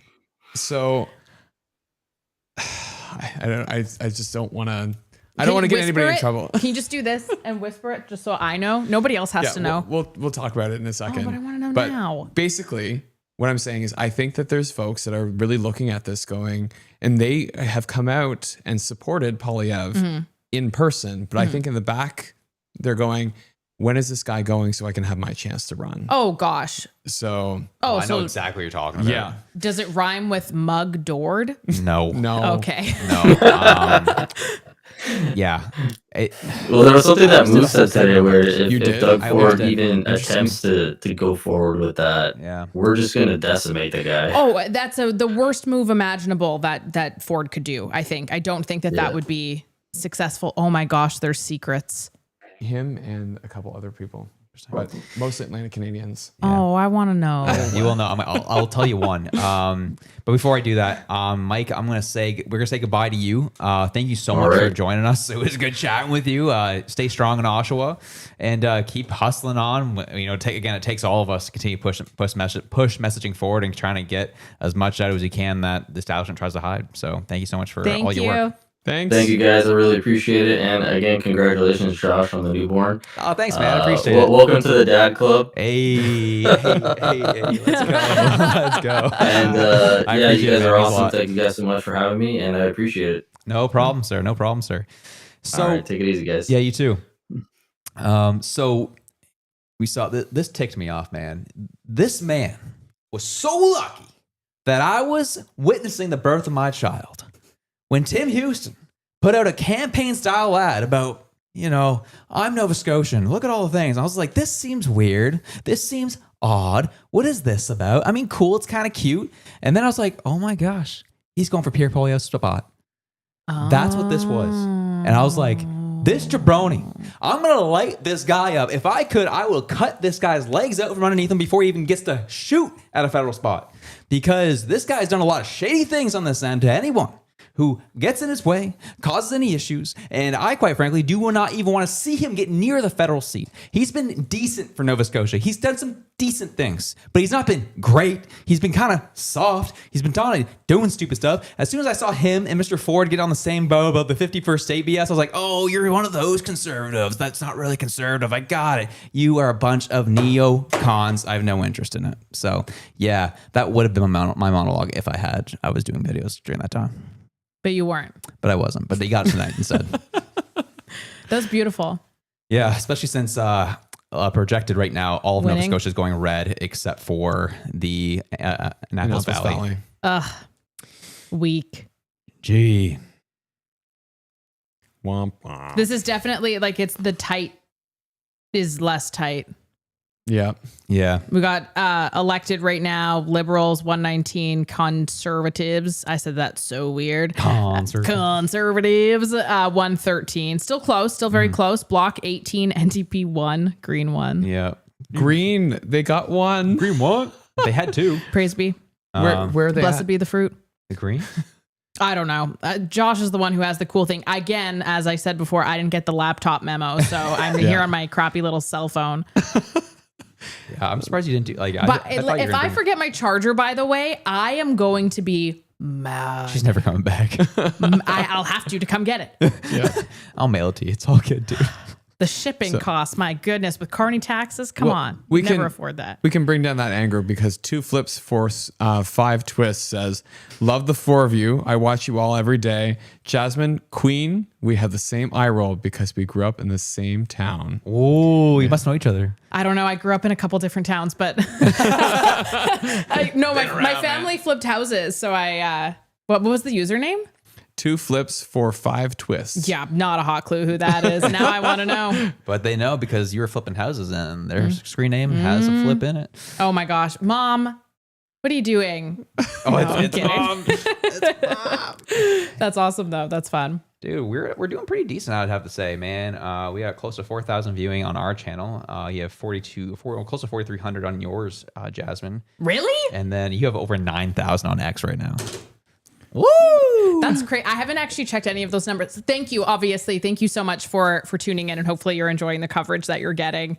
I'm actually shocked I haven't looked at any of those numbers. Yeah. It's been so busy. I've barely even been on X scrolling through anything. That's wild.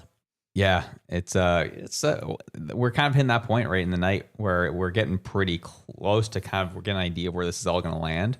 Right now we have again projected and actually elected seats together. We have the Liberals at 161, Conservatives at 150.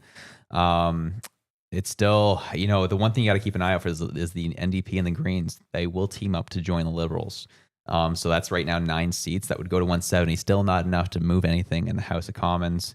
But the 150 and 23 block Quebecois, that's enough. That is enough. That would get you there. So it's we'll see. We'll keep moving forward, man. Like that's the thing that's interesting about this too, is because previously the Liberals had enough with everybody else to be able to do the things that they wanted to do. And we're not actually seeing that right now with who would partner with them. Having said that, is it possible perhaps that the bloc ends up changing their mind and goes towards a Carney? Doubtful. Possible. It is possible depending on how much Carney promises Quebec. Because if he gets on the phone and and they're going to know how serious that is, right? Yeah. Which is like for us as people who observe this stuff all the time, I think will be very obvious and very disappointing. And that's not going to be a good feeling if we see that, just based on what we've heard up until this point. And if that changes dramatically, you're going to know. You're not stupid.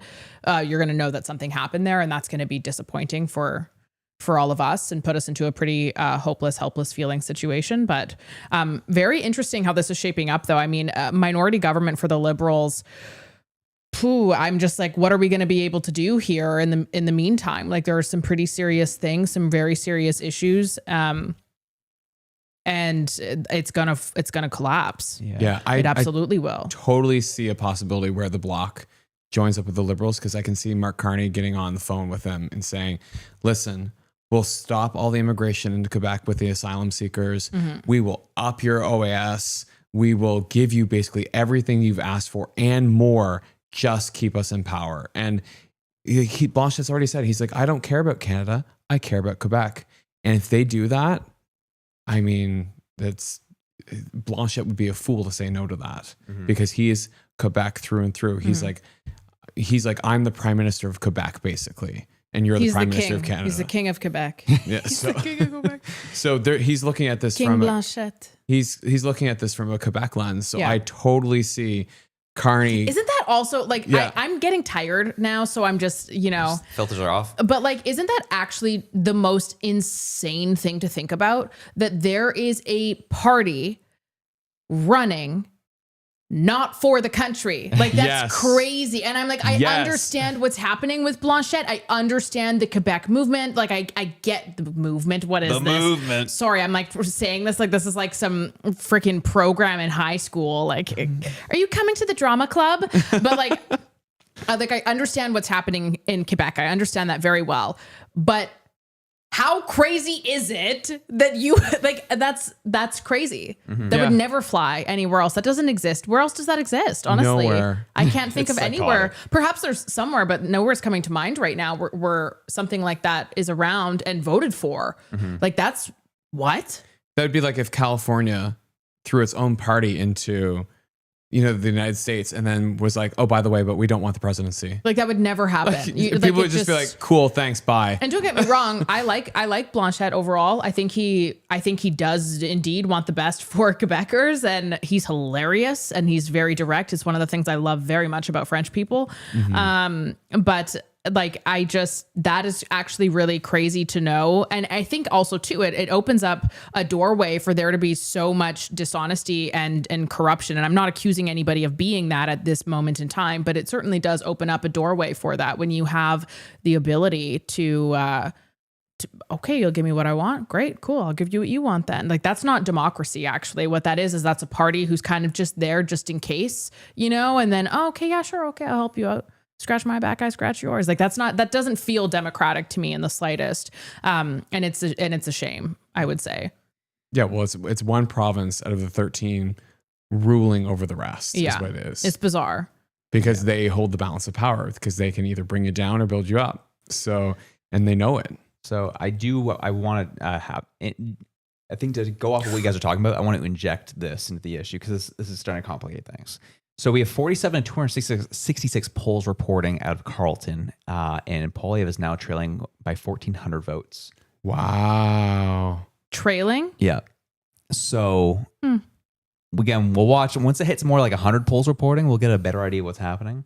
But that is something to behold. If say the votes or the seats hold up as they are currently, what do the Conservatives then do?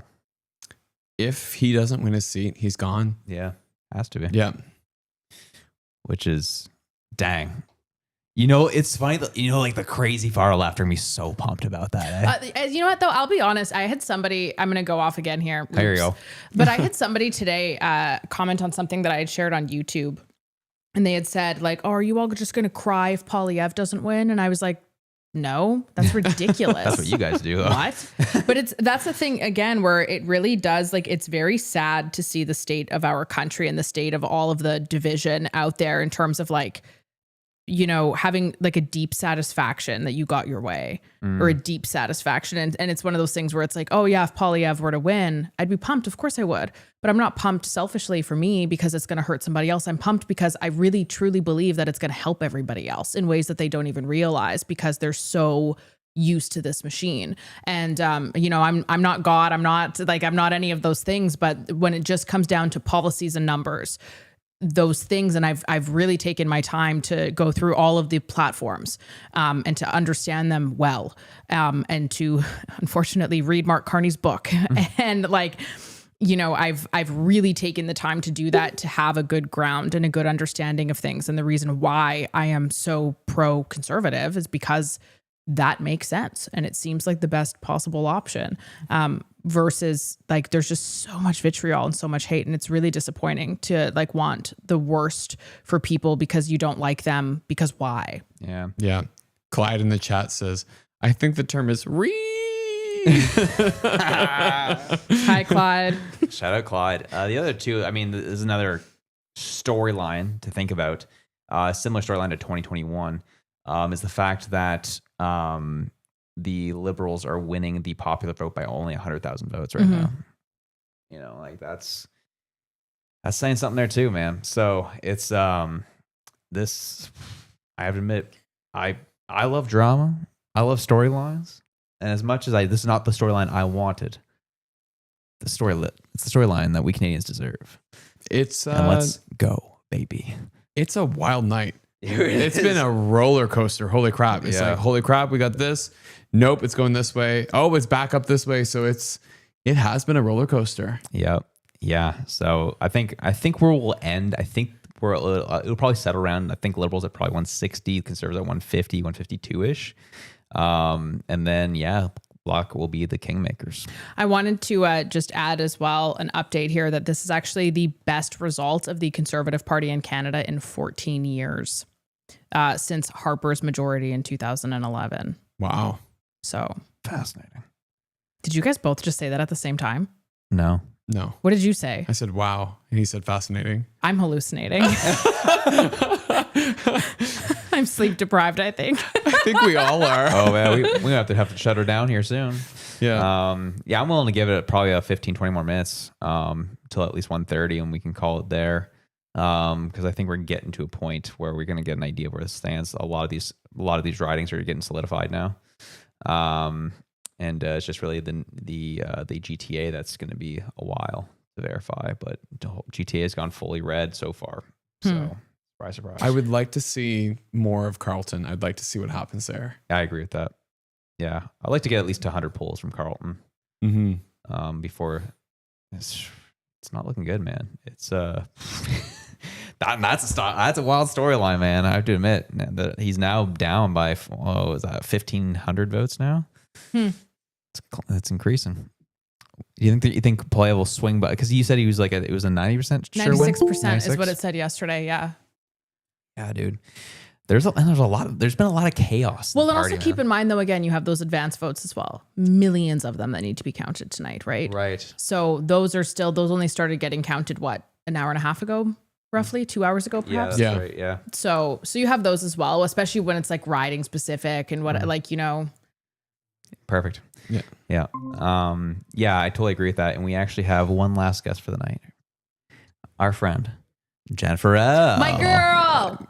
She's not Welcome. my girl at all, actually, but whatever. That was weird. I'm sorry I said that. Can she hear us?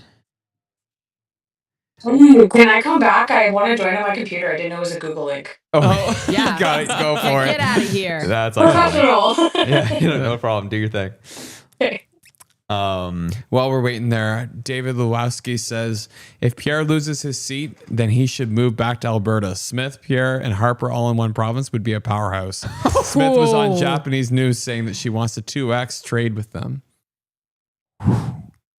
Could you imagine those through the same province? Just giving the screws to Ottawa? I'd be moving to Alberta. I think that'd be fun.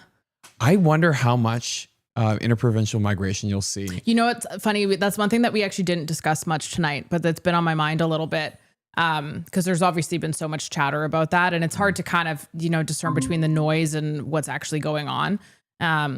But yeah, that's that's interesting. That's interesting. Jennifer L, are you back? Yes. Oh, man. Welcome back. How was APTN? It was good. It was hard to hide my facial expressions. Same here. I think we got ourselves in trouble at various points tonight. So I hear you. But oh, no way. Yeah. But the thing I love about you, Jenny, I don't know. What are we going by here these days? Is the fact that you do such a good job of breaking things down. So, and I know you have a very different perspective on these types of issues. I know you've been not too impressed with how things have been going through this campaign. What is your take on where things are at currently in the electoral results? I think we're seeing division more than we've ever seen. I genuinely don't know how we are going to reconcile this. I think there's a number of really big issues we have to talk about, and that's the fact that after 9 years, the mandate wasn't strong enough for the Conservative Party to form a majority government. And there's that conversation around President Donald Trump that's probably watching this right now being like, nice, they're fractured. Now's my moment. Mm-hmm. So it's like, shit, you guys, like we could have picked something to like protect ourselves a little bit, but instead we're like, no, we're all divided. Come on in. So I'm a little concerned about that, but I think that's a fair statement. I get that. Reg? Yeah, I'm right with you, honestly. It's like, it's playing out exactly kind of what we thought, where it's just, this country is so at odds with itself, where people are just so angry with each other, and people have made this election into like an election of morality, where it's like, if you don't agree with me, then somehow you're an evil person. Like, it just, to me, I've lost friends and I've gained friends because people are like, yes, you agree with me, so therefore we're, besties. And I'm like, okay, like more friends the better. But then other people were like, I'm sorry, I saw that you posted a pro-conservative thing, so therefore I need to cut you out of my life to save my energy. I'm like, what? What's that mean? This is wild. Absolutely. And I know, Jennifer, you've been doing a great job. I know you, at least from our conversations, you really take a lot of pride in being a bridge, someone who can bring people together. And so I think the idea of you hitting on the idea of division in this country, I think is, very, is very true to you. So since you've been spending a lot of time on both sides of the aisle, where do you think is the biggest divide you find? I think, we have to ask ourselves, like, political strategy is more than just what we're seeing on the internet, and I say that as somebody that has quite literally worked within politics, is we have to ask ourselves whether or not we're helping the cause, or we're actually driving the cause away. And that is something that my conservative MP that I worked for actually taught me. He taught me the value of, representing everybody and making sure that your voice is being heard, even to people that you might disagree with the most. And I think, that is my hot take away from this is, are there people that are legitimately being scared away from voting conservative? Because there are pieces of the conservative movement that are things that you don't want to align with, and that's just the cold, hard truth. And then there's that piece where the old conservatism is there, where it's like, okay, I want less taxes, smaller government, I want law and order, I want government to stay out of my business, and I want that statesman and that diplomacy back, but we're not getting it out of some politicians and some people that are driving the movement. And so we're all going to have to look internal after this election and be like, what is it that I might be doing that drove a liberal government back into power? Yeah. It's actually funny that you say that. And these are like conversations I've had privately with so many people, of just other people who, because like, it's so bizarre being in this space. And I like to consider myself to be like fairly grounded, fairly rational. I have my moments, but fairly grounded, fairly rational. And there's actually like a handful of people that I can think of off the top of my head who I don't even follow on social media, even though some of them are like big people, and like I don't follow them because I actually don't like how they represent themselves. I don't like what they're doing in terms of the attention perhaps that they're drawing to being conservative, because it's a version that I don't align with, and it's one that I don't agree with. And of course, we're all open to having those exact same ideas, but I do think that is something, and not even just for being a conservative or whatever. It really just comes down to, and this is something I just say so frequently, but like when you have way too much pride or way too much ego, then you kind of get lost in that, and you can start behaving in ways that aren't, I don't know, they're a little unbecoming, right? And it might actually do more harm than good. And it's like, well, yeah, sure, you might get a lot of views, you might get a lot of likes on that video, people might share it, some people might think it's funny, but what is the goal that you're actually trying to attain by these things? And I think I've certainly noticed as well, over this election period, like a number of people who I just don't align with them anymore. And I'm like, that's just interesting. Like, I don't shame you. You live your best life, bud. But like, that's interesting. I just don't align with you. And I think it is certainly going to be a moment of reflection for people, if they're capable of having it at the very least, for all of us to kind of, where did I go wrong? Where could I have gone better? What does this look like? How do we move forward? Most importantly, because at the end of the day, the Conservative Party of Canada, especially, in 2025, it's not some crazy archaic thing. I think it's a lot of people who love their country a lot and care a lot, and are really hurting. And the reason why they speak out about it is because they're hurting so bad. But how do you translate that message into a way where maybe even people who aren't hurting as bad as you can understand where you're coming from, instead of being clouded by this the stigma of what it is to be conservative that simply just does not really seem to exist, at least in most bubbles in the country these days. And Jen, one of the things I wanted to ask you too about, because I know that you've oftentimes been like, vote for who you want. Like, this is who I'm voting for. This is what I believe. And, as you said before, we've also heard from Jasmin too, around this idea of like parties not perfectly representing us and not perfectly aligning with our ideas and things like that. You did a really good breakdown of both the platforms. And I'm wondering, from an Indigenous perspective, like when you look at the two platforms, which do you think was stronger for that community? I think the Liberal Party of Canada, I've been frustrated with Justin Trudeau for the last number of years. And there's been areas where they definitely could have worked on things. But the Liberal Party of Canada under Justin Trudeau has done more for reconciliation than any other political party has. And that's just the cold hard reality. I can't sit here and lie to people and say that that's not the truth when it is. But the issue is that there's been big strides that have been made under the Liberal banner, including, introducing water legislation. Bill C-92, which is the closest to sovereignty we've ever been, was seen under a Liberal government. And now we have autonomy and jurisdiction over our own kids. So I can't sit here and say, oh, they did nothing or they're terrible, when there has been areas that have been great. But on the other side of the spectrum, there's also been things that have greatly, greatly impacted us. When cost of living is out of control, who are the people that are most affected? Canada's most marginalized community, which are First Nations. When addictions are running rampant, what happens? When housing is short, what happens? Like, there's a lot of areas where there's also been incredible shortfalls. They've ballooned the bureaucracy. They've spent more money than Stephen Harper has fighting our people in court. So it's always one of those areas where I'm like, don't go so quick to support any of these political parties if you're Indigenous, because it's a double-edged sword on one end of the spectrum or the other. Yeah, and something else I wanted to bring up here, one of the super chats brings in a really interesting take that I want to get your take on. Space Dave 2000 says, how much more like the Liberals do Conservatives want to become, though? Whether we like it or not, this election proves that Canada's far left. What do you think of that? I actually love that conversation because I'm a political scientist by trade. I have studied political theory very, very heavily. I actually have a book from Thomas Hobbes right here because I wanted people to know what happens when we lose law and order. Go read Hobbes' take on what happens when we lose law and order. But it's actually, that's not true. The political spectrum isn't linear in the sense that it doesn't move, because it does. But people are often forgetting that there have been leaders throughout time who have been incredibly successful in securing government while not being too far left or too far right. And, the Honorable late John Diefenbaker is one of them. His picture is always behind me for a reason. John Diefenbaker was seen as a populist in his time, but he wasn't a populist in modern context. He was a populist in the sense that he was able to unite everybody and appeal to the common man, and also say, hey, we don't want big government. We don't want those big elite circles. I want to support the average rural folk, the hardworking Canadian. But at the same time, John Diefenbaker had a lot of respect for our institutions. He had a lot of respect for believing in what government can do and not undermining democracy. So there was that healthy balance of what John Diefenbaker was capable of doing without, there is ways to be progressive and also be a conservative in a sense where you are not anti-government as well, because we are seeing that rise in the conservative movement as well, where they want to throw government out the window too, and that's like, no, let's not go there.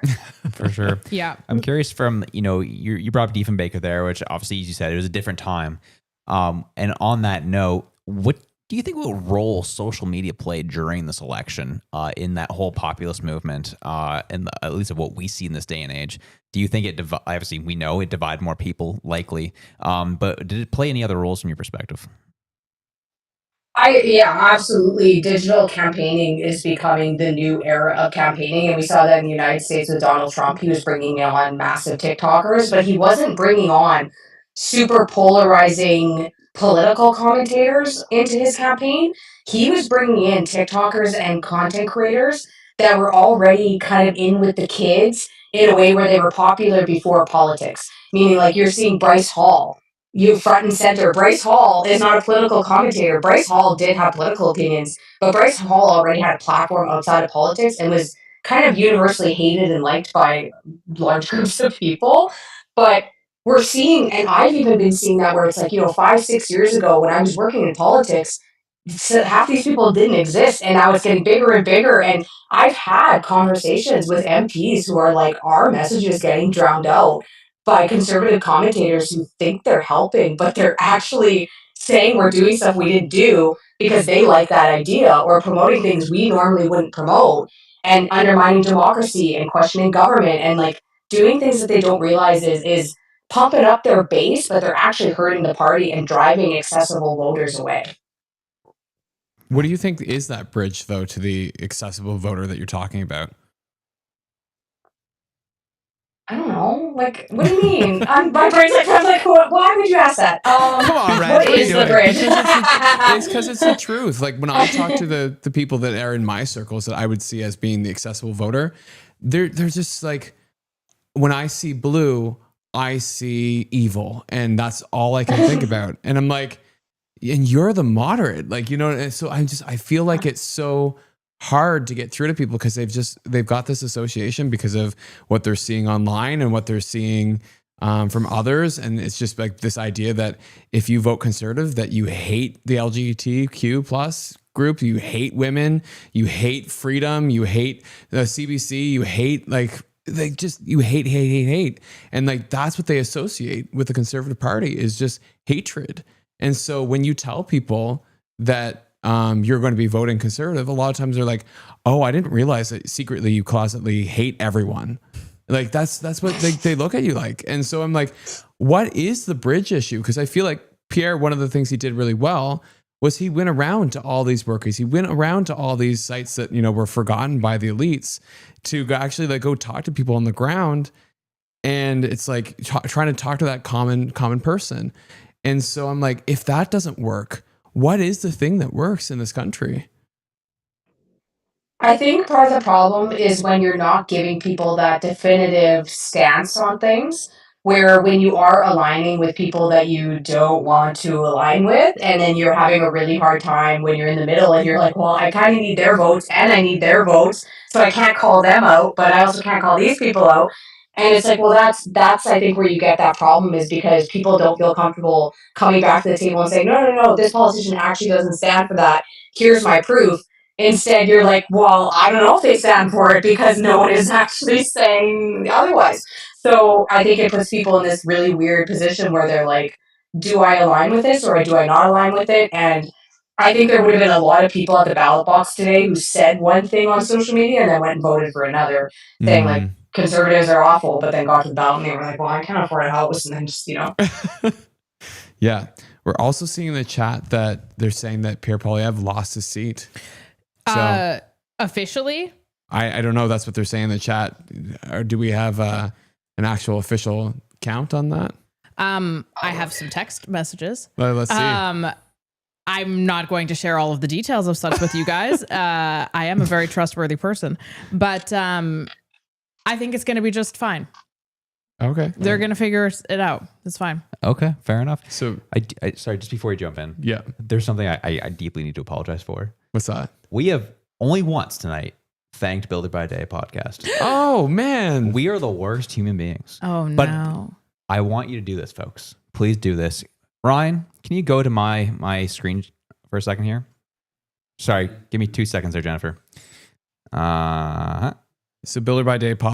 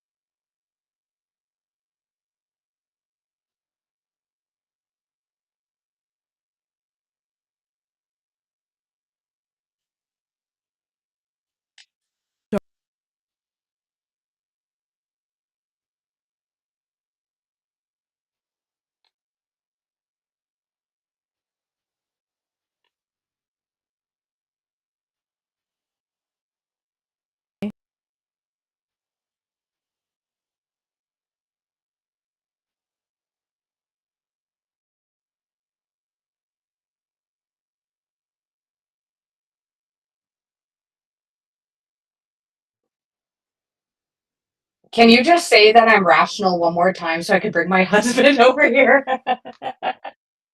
I'm like, It was glitching. Sound is good now, they're saying. If only we knew sign language. Yeah, exactly right. Okay. So one thing that I'm very curious about with this is, and again, everything about this is just so peculiar, and like to the point where I have a really hard time hypothesizing about what's to come. So Mark Carney has his ethics and conflicts of interest disclosures that have to be released within the next 3 months. What do we think about all of that? Like in terms of a lot of his party pledges and the things that he wants to do, that, you know, if there's all these screens and all these ethics things that are supposed to be set up for him due to his conflicts, like what does that look like? Do you think that will actually have an impact at all? Anybody can answer that, by the way. I don't know. I think that we've already seen so many examples of Mark Carney lying or having conflicts, and people just seem to like brush it off. Like the mental pretzeling that I've seen around this is just incredible. Like people doing backflips to rationalize. Bath clips, I like that. Yeah. You know you're tired when you start to run. Reg tries to pull a bath clip. Yeah. Getting that little dyslexia out there. But yeah, just doing backflips to try and rationalize some of these things that are just like really poor behavior. And so, and I remember asking my liberal friend, being like, when you see this, what does that make you feel? And she's like, oh, well, you know, just, it's not great, but like, honestly, we have such bigger things to deal with. It's not even a big deal. And I'm like, this shows that this person cannot be trusted with the big deal if they can't even handle the small deal. And they're just like, nope, it's, we got bigger fish to fry. So I honestly, even if they came out and said, you know, Mark Carney has personally embezzled, you know, $1 billion of Canadian taxpayer dollars into his own investment account, they'd be like, well, that's the price of doing business for Canada. I just don't think that they'll see that and they'd be moved by that. I don't know. Jen, do you think something different? I wanted to go back to, my brain is complete mush right now, but yeah, I don't know how to like rationalize all of this. Back to Mark Carney's assets and stuff. It is a very different process once you become an elected member of parliament. Obviously, there's an entire process set out for that. I don't even know if he would be able to go through the ethics and stuff and assets disclosures unless he's actually physically an elected member of parliament, and then that process begins. But I think he was also waiting to see if he would win his seat, because there is a lot of stuff you have to disclose. And there's also going to probably be boards and organizations that he's affiliated with that he's going to have to resign from and distance himself from. And he probably didn't want to make all of those decisions unless he knew he was going to win his seat. At the end of the day, like, ask yourself what you would do. You're like, am I going to quit everything that's keeping the bank full? Unless there's like an absolute for sure certainty that I'm heading to parliament. Like, I'm not saying I would do that. I'm a completely honorable person that would never. Plus, I also don't have that many assets to disclose anyways, so I shouldn't even be entering this conversation. I have a bag of mini eggs. Oh man. Yeah. So we're looking at, oh yeah, actually I'll ask you this one last question here, Jennifer, and then we're just gonna shut down the show altogether after this. So we have 90 of 266 polls reporting Carleton. And you have Poilievre that's dropping about 1,600 votes behind Bruce Fanjoy. What do you think happens if we have this current scenario and Poilievre is not leading or loses his seat? If he loses his seat, he may resign tonight. If he doesn't lose his seat, he may stay on as leader, and then he'll face an automatic leadership review at the next convention because it's in the Constitution. Gee. Wow. Interesting. There you have it, folks. I'm just going to give you a couple super chats here. That ridiculous ballot in Pierre's riding did not help. How many ballots got thrown out because they weren't folded properly? Yeah. Yeah. So true. What was it, 91? Yeah. Yeah, 91. How? 91 independents, really? Yeah, no, it's just insane. And somebody else said, I lost the super chat now, but I remember what it said. They basically said that we love you all, but Alberta can't take you all because it's getting too expensive here. And I mean, that's the truth of it, right? Is that you can't all flee to another province because we don't like what we have in our own backyard. You have to you have to try and work with what you got. Definitely. Mm-hmm. Absolutely. Well, Jennifer, thank you so much for joining us and being our last guest of the night. Really appreciate it. No problem. And you're an OG. We really appreciate you and all you've done for our show over the years. And stay strong. And you're the best. Okay. Bye, guys. See ya. Bye. All right, folks. 129. 129. I just got a text from my wife being like, "Bro, I need to hand off this baby immediately." Yeah. And I'm like, "Right, I should probably get going." Yeah, So- I'm looking at it going, I still have to get up like, 4 hours from now to get ready to go to work. So, That is sickening. so my day job is still, still going. Yeah. I don't think I'm going to bed tonight at all. So Yeah, let's go. fair enough. But this was awesome. You guys are great. This is probably where we're going to be sticking around. As I said, we're going to be heading around somewhere at the 150 range for the Conservatives, 150, 153. Liberals will be like the 162 down to 158, 159. And Jugmeat, well, good, GG, buddy. It was fantastic. Y'all are amazing. And last, you saw the pinned message in the chat, and go subscribe to Builder by Day podcast. Thank you again so much for allowing us to use this amazing space. You guys are fantastic. Thank you for being superheroes. Anyways, have yourselves a good one. We're out.